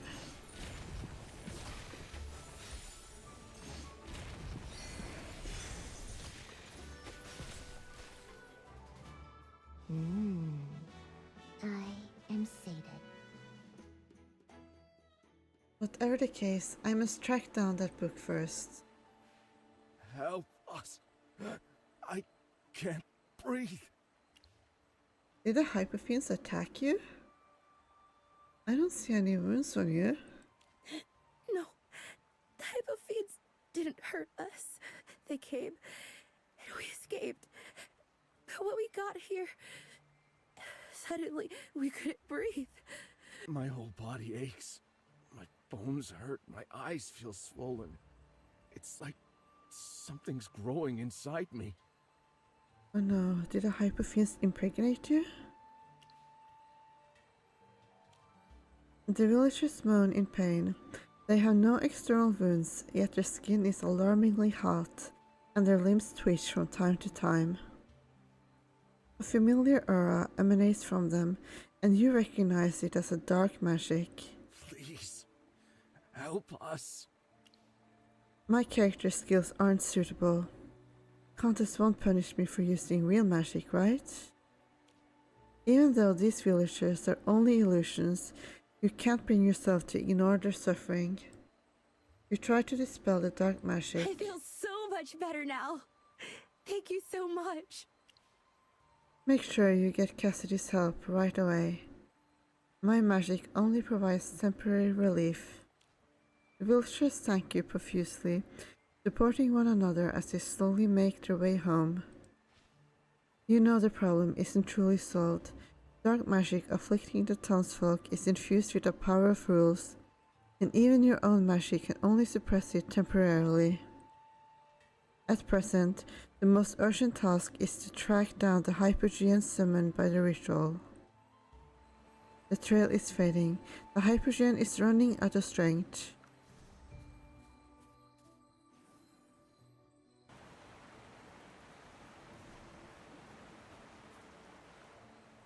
There it is. Wait, isn't that Countess? Oh no.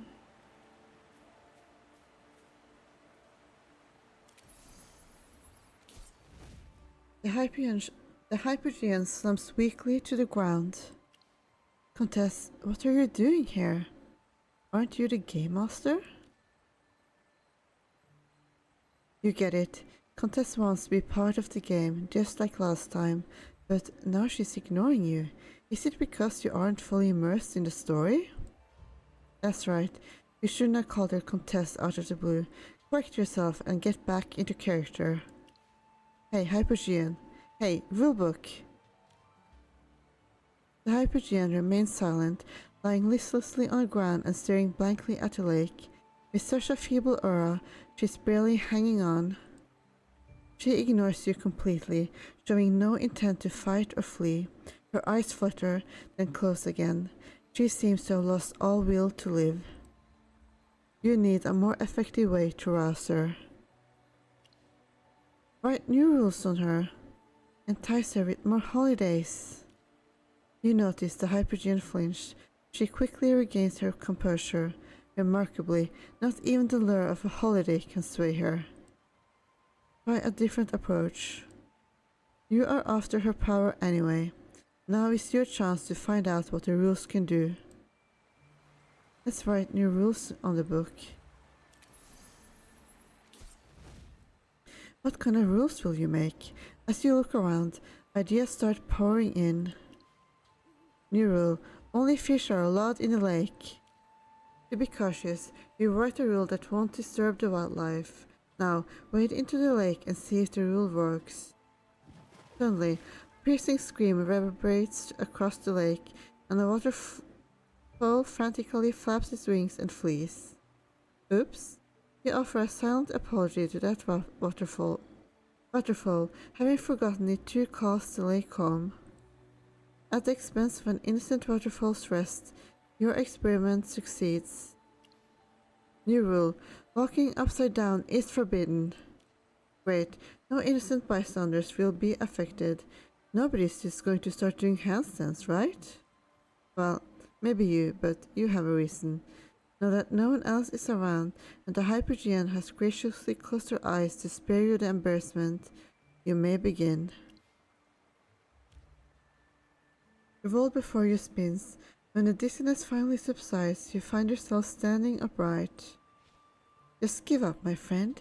Your effort is admirable, but we're meant to bear your weight, not your hands, your feet advise you earnestly. You fail at the handstand, but the experiment has a success. It's a success. New rule: no picking flowers or leaves. You bend down and gently pluck a leaf from the plant. The next moment, a gust of wind whistles past your ear and the plant lashes out at you with a whine. You dodge the blow. Instead of attacking again, the plant grabs the leaf and sets it back on its branch. You don't blame the plant for defending itself, nor will you reach for the leaf again. You have done enough to confirm your theory. The rules really do work. Even so, you still don't have a full grasp of how the rulebook works. Both the waterfall and you are punished for breaking the rules, but these are only isolated cases. Many questions remain unanswered, like how far the rules reach and if they apply to groups instead of just individuals. Furthermore, could new rules override the fundamental laws of physics and magic, reshaping the very nature of the world? New rule: disable gravity and let everything float. New rule: eliminate all hyperfiends and dark magic. That's a bit creep.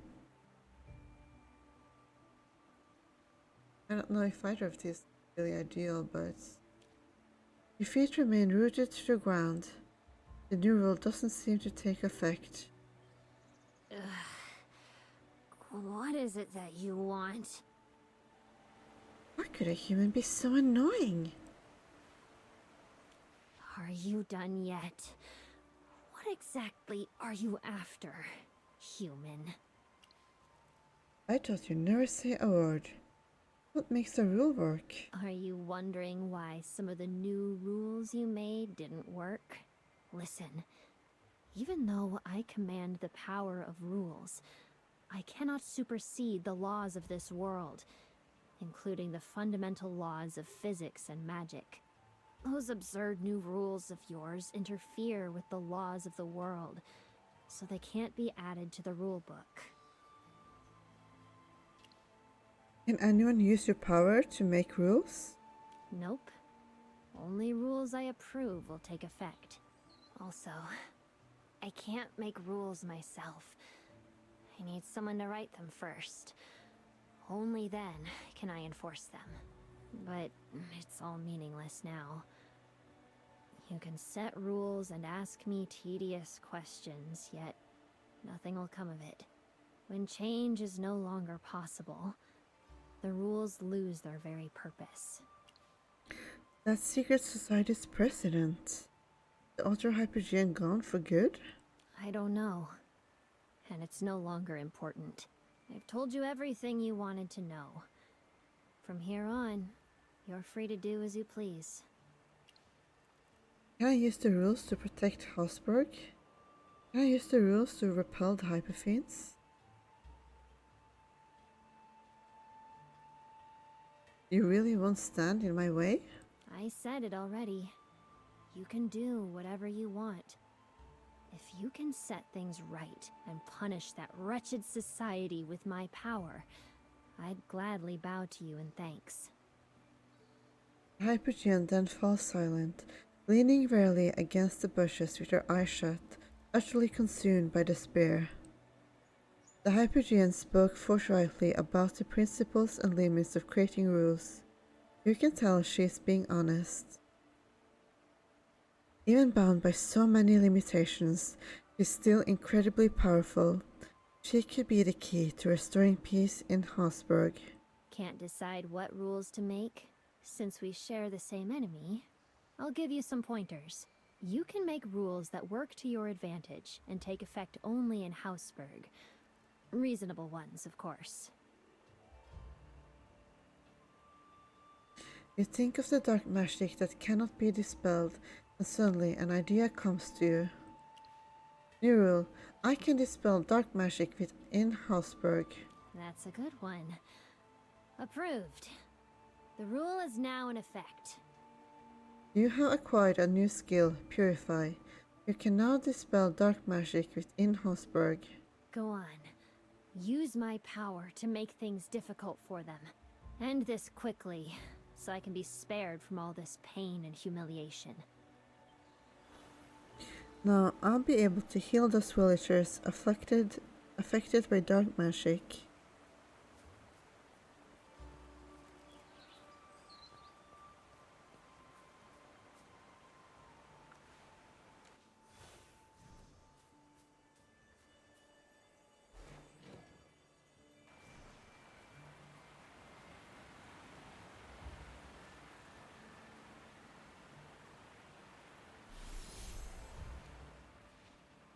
Even mages couldn't cure this condition.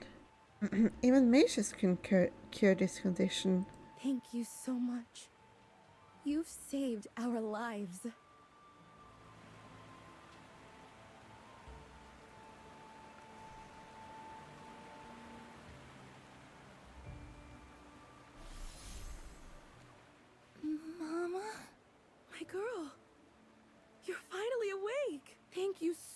much for helping my child. Under your care, the villagers tormented by dark magic finally begin to recover. Gil really does the trick. Of course. You can always trust a proper rule. Everyone, the mayor just called for an emergency evacuation. The largest wave of hypofiends ever is closing in. We won't survive if we stay put. Oh no. Are we all gonna die? Don't worry, I'll protect you. Ha! You're one of the legend makers. You and your companions can help us. Your companions are already at the front lines, and they've sent me to get you. Go meet them at the village entrance. I'll go right away. Evacuate while you can. Please be careful. The hyperfiends came earlier than expected. Is it because of the summoning ritual?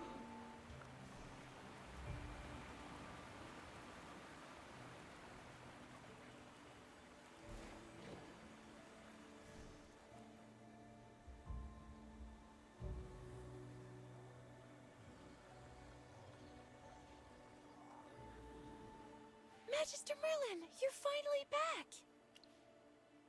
Are you okay? I'll take care of the hyperfiends. Hold on. They're much stronger than we thought. There are just too many of them. We couldn't hold them off in our last fight. We can't act rashly now. What exactly happened? After you left to follow Salome, I went with Captain Terrence to check on Odom. As we suspected, Odom has been colluding with a secret society from outside Houseburg. He helped them sneak into the village, and in return, they promised to revive his failing business. Odom confessed that the Hypofiends were lured in by the secret society. Over time, the society stopped contacting him for help and began showing up in the village as Hypofiend hunting adventurers. Oh, remember the crowd that swarmed us during the feast? That was also their doing. They wanted us to believe the danger was gone. You share what you witnessed at the summoning ritual. I see. Now it all adds up. The secret society must have run several trial rituals before the official one, unleashing dark magic across the village. That's what attracted the Hypofiends. The dark magic from the official ritual was far more intense than before, so now we're facing a Hypofiend wave capable of destroying the entire village. Things are crystal clear now. Odom is merely a pawn, and the secret society is the mastermind. Oh, and before we left, we grabbed all the weapons from Odom's store. The Game Master said they'll boost our team's overall combat strength and defense. Why didn't they help in the battle? Why weren't the Hypofiends defeated? Good question. It's because those Hypofiends kept reviving over and over. Revive? Yes, they pieced themselves back together and came back to life sometime after being defeated. According to Zandra, these Hypofiends were formed by dark magic. You reflect on the sinister ritual and how the secret society used dark magic to conjure Hypofiends in order to summon the two Hypogeans. You wondered what happened to the Hypofiends created but left unused during the dark rituals. But now it's clear the secret society set them free, letting them attack the village. Hypofiends should disintegrate when defeated, but as long as dark magic persists, they can revive endlessly. At this rate, we'll soon be out of energy. By the way, Sylvan did something outrageous just now. He actually thought it was a good idea to have Cassidy mimic the dark magic aura and act as bait to buy time. Can you believe it? Come on, Pippa. Why so serious? This is just a game, and I was simply testing out a strategy. That's a bad idea. Got it. I promise. No more reckless moves next time. Why is it a bad idea? Magister Merlin, you seem confident. Have you found a solution? I have. Now, allow me to introduce the Hypogean that governs the rules. Must you be so theatrical? Countess? Ah, so this is her way of joining the story. Magister Merlin, your friend is really crazy about this game, huh? You read Contessa's expression and know she is strictly criticizing Cassidy's lack of tact. Is Contest playing one of the Hypogeans summoned by the Secret Society's president?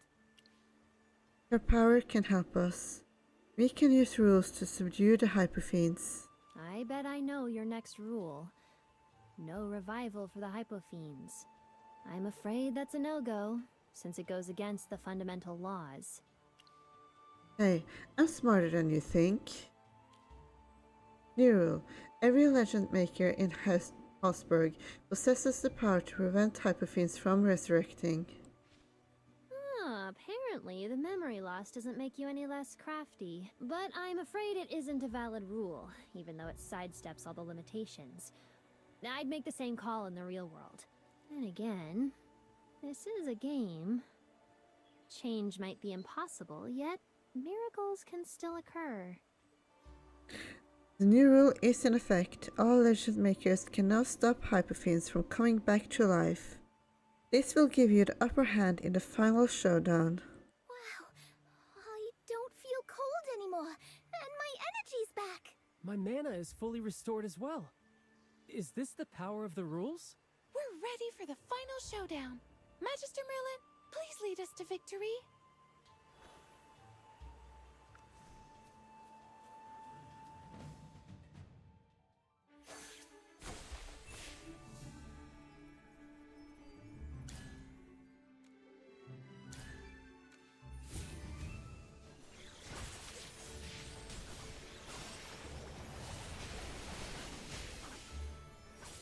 Great, now the Hypofiends are weaker and they can no longer resurrect.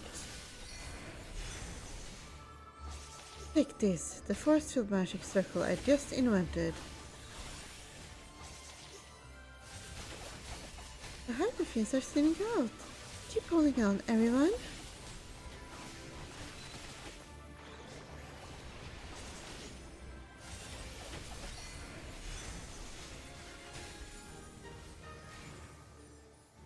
Too close for comfort.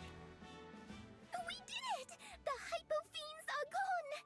We've uncovered the truth behind the attacks and saved Hausberg. Is this the end of our adventure? No, because I'm still here. But you are... I'm a Hypogean, the very cause of the Hypofiend attacks. Don't fret. All you have to do is seal me away. Why?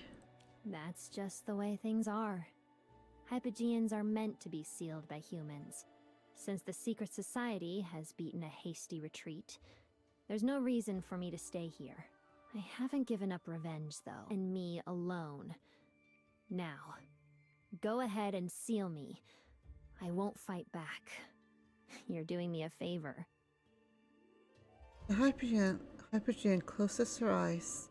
What seems like a choice born of despair is in fact a moment of relief. At this moment, fiction and reality overlap. Countess, also the Hypogean of rules, awaits your decision. In the story of Hausberg, the Hypogean shows no hostility towards humanity and has even given you great assistance. With strict oversight, he could become your formidable ally. Meanwhile, the villainous secret society remains at large. Since you share a common foe with the Hypogean, it is wiser to make an ally of her rather than an adversary. I don't have to seal you. Let's work together. What? You'll give me your full support. You'll stay in Hausberg under my supervision. A Hypogean human alliance to bring down the secret society? For this cause. Very well. I'm on board. I'll mark our alliance on the first page of the rulebook, and it shall remain binding forever. Of course, the villagers of Hausberg need to be fine with our alliance. I'll leave it to you to convince them. Don't stress about it too much, alright? If you fail, I'll just get sealed. No big deal. As long as I'm alive, I'll get my chance at revenge someday. Let's head back to Hausberg. Let's find the mayor first and let him know the Hypofiends are gone.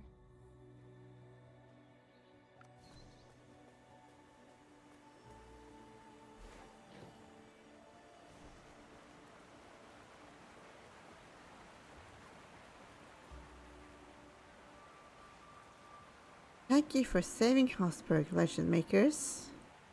Oh, the mighty Legend Makers are here! Hausberg owes you its gratitude.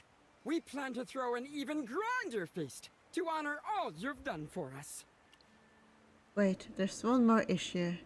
There's something I want to run by everyone. You explained to the villagers how the Hypogean was summoned, how she came to aid you, and your plans for her. The villagers exchanged wary glances before erupting into a heated discussion. To keep things fair, everyone agrees to settle the matter by a show of hands. Captain Terrace, Sandra and Sylvan vote against the alliance, believing it to be too risky. On the other hand, Cassidy, Pip and you vote in favor of it.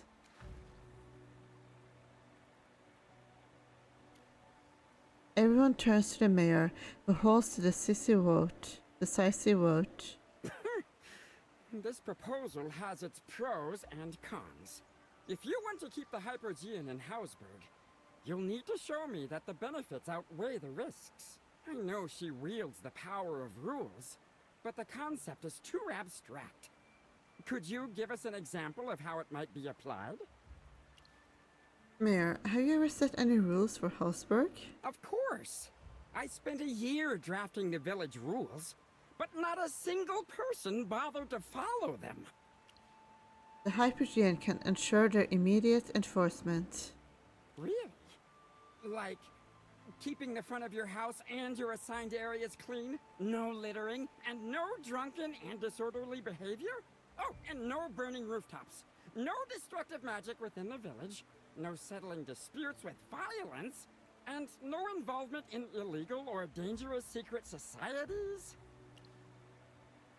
Those are some interesting rules. The villagers here are really lively, huh? So, can you make sure the villagers follow the rules? No problem. Excellent! This is exactly the kind of help I need. I'm voting yes. The decision is final, and an agreement has been signed to spare the Hypogean from being sealed. Under the protection of the power of rules, peace returns to Hausberg. Hausberg Crisis. The end.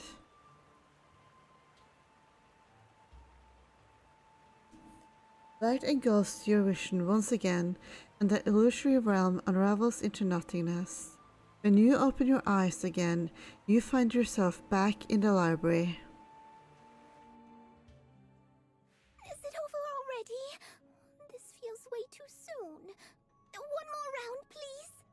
In hindsight, if my investigation with Captain Terrence had progressed faster, I might have caught some members of that society and possibly triggered a hidden ending. Are all Hypogeans this good at making games? I picked up a lot of useful magical knowledge from Xandra. While your companions are still caught up in the story of Hausberg, your gaze strays to Countess, storm of conflicting emotions stirring within you. You have a feeling that the part of the story you experienced alone was actually real. Secret Society represents Team Rocket, while the cast-aside Hypogean is... Why are you staring at me like that? About to deliver your one-on-one victory speech? Come over here if you've got something to say, Merlin.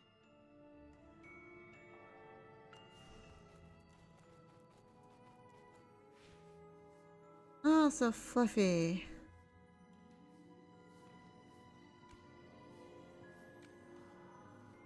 Surely if Contest would recognize me outside of my form. Inside my wolf form, I mean. Looks like you finally figured it out. Let me guess. You want to know if the story of Hausberg is true, right? Reading my mind again? You really know me that well? Isn't it obvious? After all these years, I can still read you like an open book. You're right. The story of Hausberg is something you lived through yourself.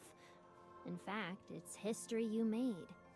Dark mages of the Adamant Syndicate came together, coveting a power that wasn't theirs to take.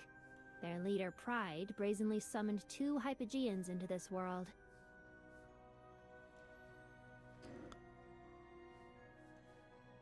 Right hand. Wonder if that's someone we know. That was me and my twin sister. A book that holds the rules and a die that governs change. Considering himself a supreme being, Pride yearns to control change and disregards the rules. He separated me from my sister, devoured her, and claimed her power.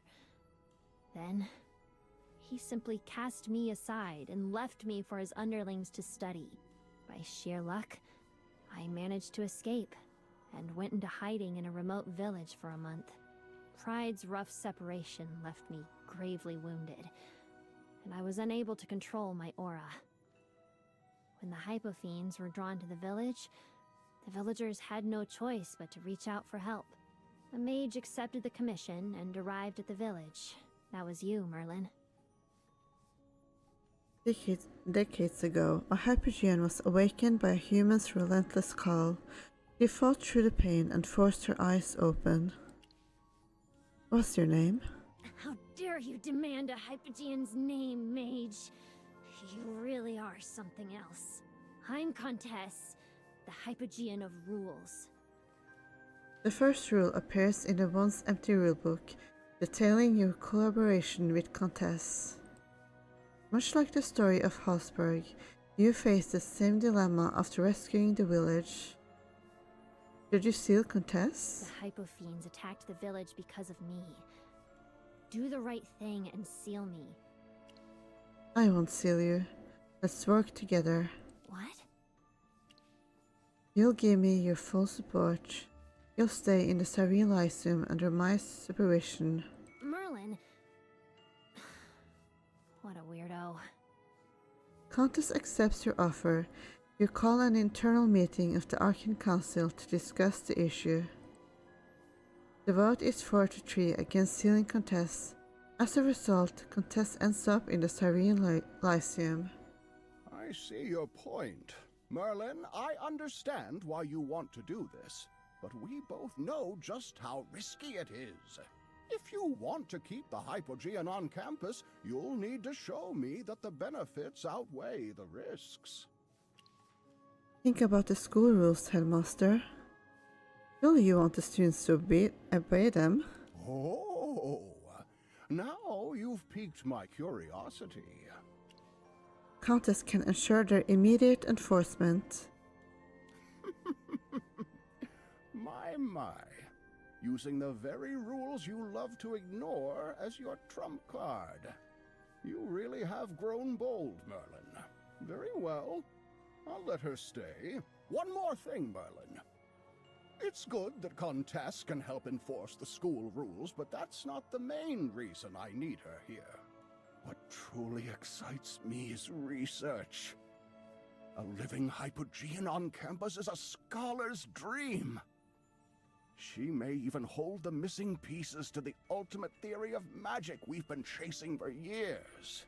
Don't pretend you didn't dangle that carrot in front of the Arcane Council yourself. I'll keep it in mind. Thank you, Headmaster. As if I could stop you even if I tried. If I turned you down today, you'd simply return tomorrow with a brighter smile and an even stranger plan. Once you decide on something, Merlin, the world bends sooner or later. Student or professor, you've never changed. From now on, Countess will remain on campus and act as the school rules. As for what came next, you already know. You piled a ton of work on me, went off to save the world, and disappeared for 20 years. After all this time waiting for you to come back, you don't remember a thing about our deal. By the abyss, my life is hard. Shouldn't you make it up to me, little Merlin? What should I ask of you? So, are you ready to make amends? Ready to face the wrath of an overworked Hypogean? I've decided what I want from you. Whatever it is, it can't go against my principles. Seriously? No room for negotiation? You're so boring. Actually, I just have one question for you. Why didn't you seal me back then? If you just needed my power to topple the Adamant Syndicate, you could have sealed me first and extracted it. I can't help being curious. Out of all the villains who repented and pledged loyalty to you, why did you choose me, a Hypogean? Is this why you made me revisit my past? Yes. I just want to know what's running through your quirky little mind. Why, Countess? You might trace back to when you met her in a tabletop game. By the overgrown lakeside bushes, Countess lay with her eyes closed, overwhelmed by despair. Maybe you believed she wasn't wicked at heart, unlike other Hypogeans. Or maybe it was your compassion that compelled you to help someone who had surrendered every will to live. You had no problem explaining the most complicated magical principles, yet this matter leaves you stumped. Countess doesn't need to know this. Just come up with something convincing and make her believe it. I don't remember why. It was my mage's instinct. I'll compensate you some other way than answering this.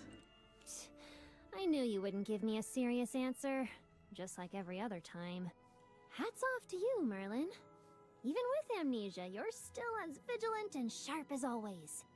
So, you know all about my past now. It's time to make your decision, Merlin. Back to the first question. Will you revert the rules so that Countess can no longer appear in front of anyone but you? This time, you make your choice without relying on the dice. A few days later.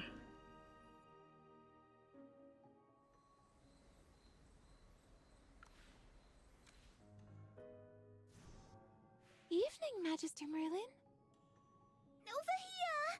You're the only one without a character card. By the way, can we rename Dancing Poet to Dancing Musician? I think it sounds nicer. The rulebook doesn't cover this. Should we check with the Game Master? Where is the Game Master?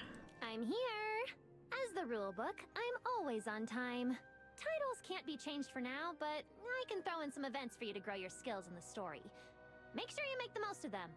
Little Merlin, you haven't finished filling in your card yet. Hurry up, or we'll start without you. Coming. As you all sit in a circle, Countess presents the prop she meticulously made for the upcoming tabletop game. On that fateful day, you opted to keep things as they were, granting Countess a limited degree of freedom. The entire group agreed to this decision. Countess has grown much happier thanks to the company of Cassidy, Pippa and Sylvan, and she now voices fewer complaints about her duties. To prevent addiction, especially for Countess, you all decide to play the game only on moonless nights. Since the moon is hidden when it rains, rainy nights count too. At Countess' insistence, rainy nights are game nights as well. And so, the five of you form a tabletop game club, going on different adventures in the fantasy world crafted by Countess. Until the day Cassidy receives her courtmate appointment letter. I can't believe you're leaving already. Take care. Thank you, everyone. I'll stick to my mission and won't let any of you down. Stay safe. I hear the court has been rather chaotic lately. Trust no one lightly. Be careful around Siren. Right. Siren's the chief court mage. Don't worry, I'll watch my step. All the best in Savannah. Thank you, Magister Merlin. Let's keep in touch. Come back and play tabletop games with us when you have time. Savannah isn't too far away. Come to think of it, we'll be one player short after Cassidy leaves. Does that mean our club activities have to stop? No worries. I've recruited a new player. I'm certain she's a perfect fit for the club. Only those who are able to see Countess can play the game. Could the new member be You meet a new player shortly after. Good evening. Professor Soria? Are you into tabletop games too? I had to play the game over and over again while Contess was working on it. The rules in the early version were a bit unclear, but Cassidy assures me it's much more fun now. I've prepared my character card. Let's begin. You don't need a tutorial? Are you sure you can manage? Relax. I'm very familiar with the rules. Little Zoria, I remember the first time you played, I had to give you 10 reminders just to get you to roll the dice before taking action. Wrong. It was 9 reminders. Beneath the moonless sky, laughter and chatter spill from the library along. Quest complete. Welcome to the club. Choice 1. Reveal your identity. Roll stats 80%. With Cassidy's mystery skill, you draw out the truth. The Hypogean is in the eastern forests. That's nice, especially at the end. I thought it was interesting. I wonder if we'll ever see like what Contessa's sister was like, but apparently she was consumed or absorbed, so I guess she doesn't exist as an individual being anymore. But yeah. It's my time to perform. What are you playing? I'll make this hypo fiend cry for mercy. I'm using combat. I'll provide support. What? Another failed action? There's nothing wrong with the dice, little Zoria. Today's just not your lucky day. I'll use chance to roll the dice again. Nice move. Go ahead.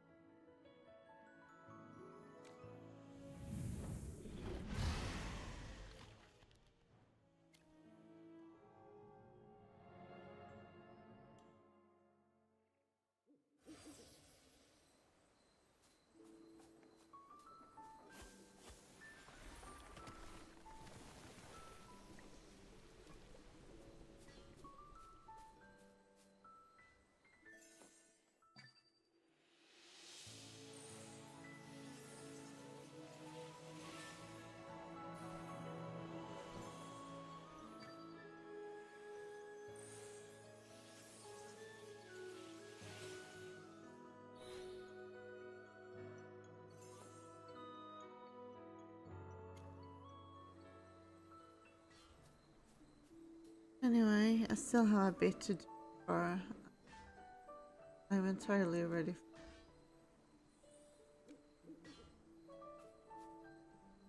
Already been going on for a while. I'm finished with this. I'll probably call it quits for tonight.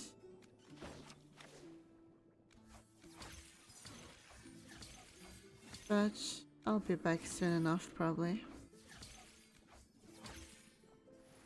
No, unless I get hit by a car or something, then I'll certainly be on for the new season.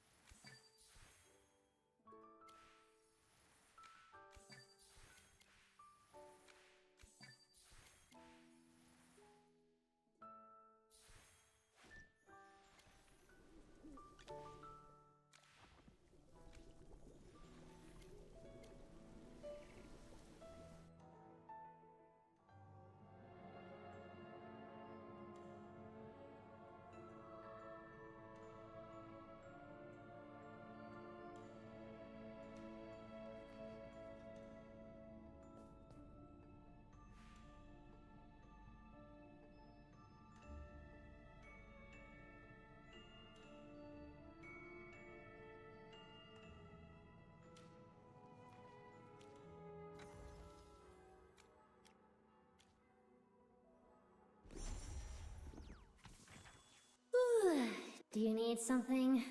Minor violation. Major violation! Ah, who signed me up for this?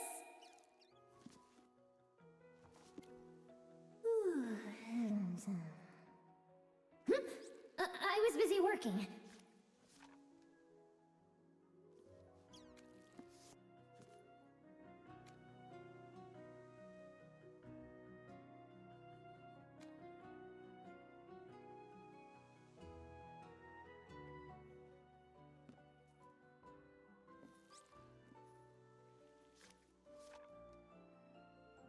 Yeah, night and goodbye. Until next time. Bye.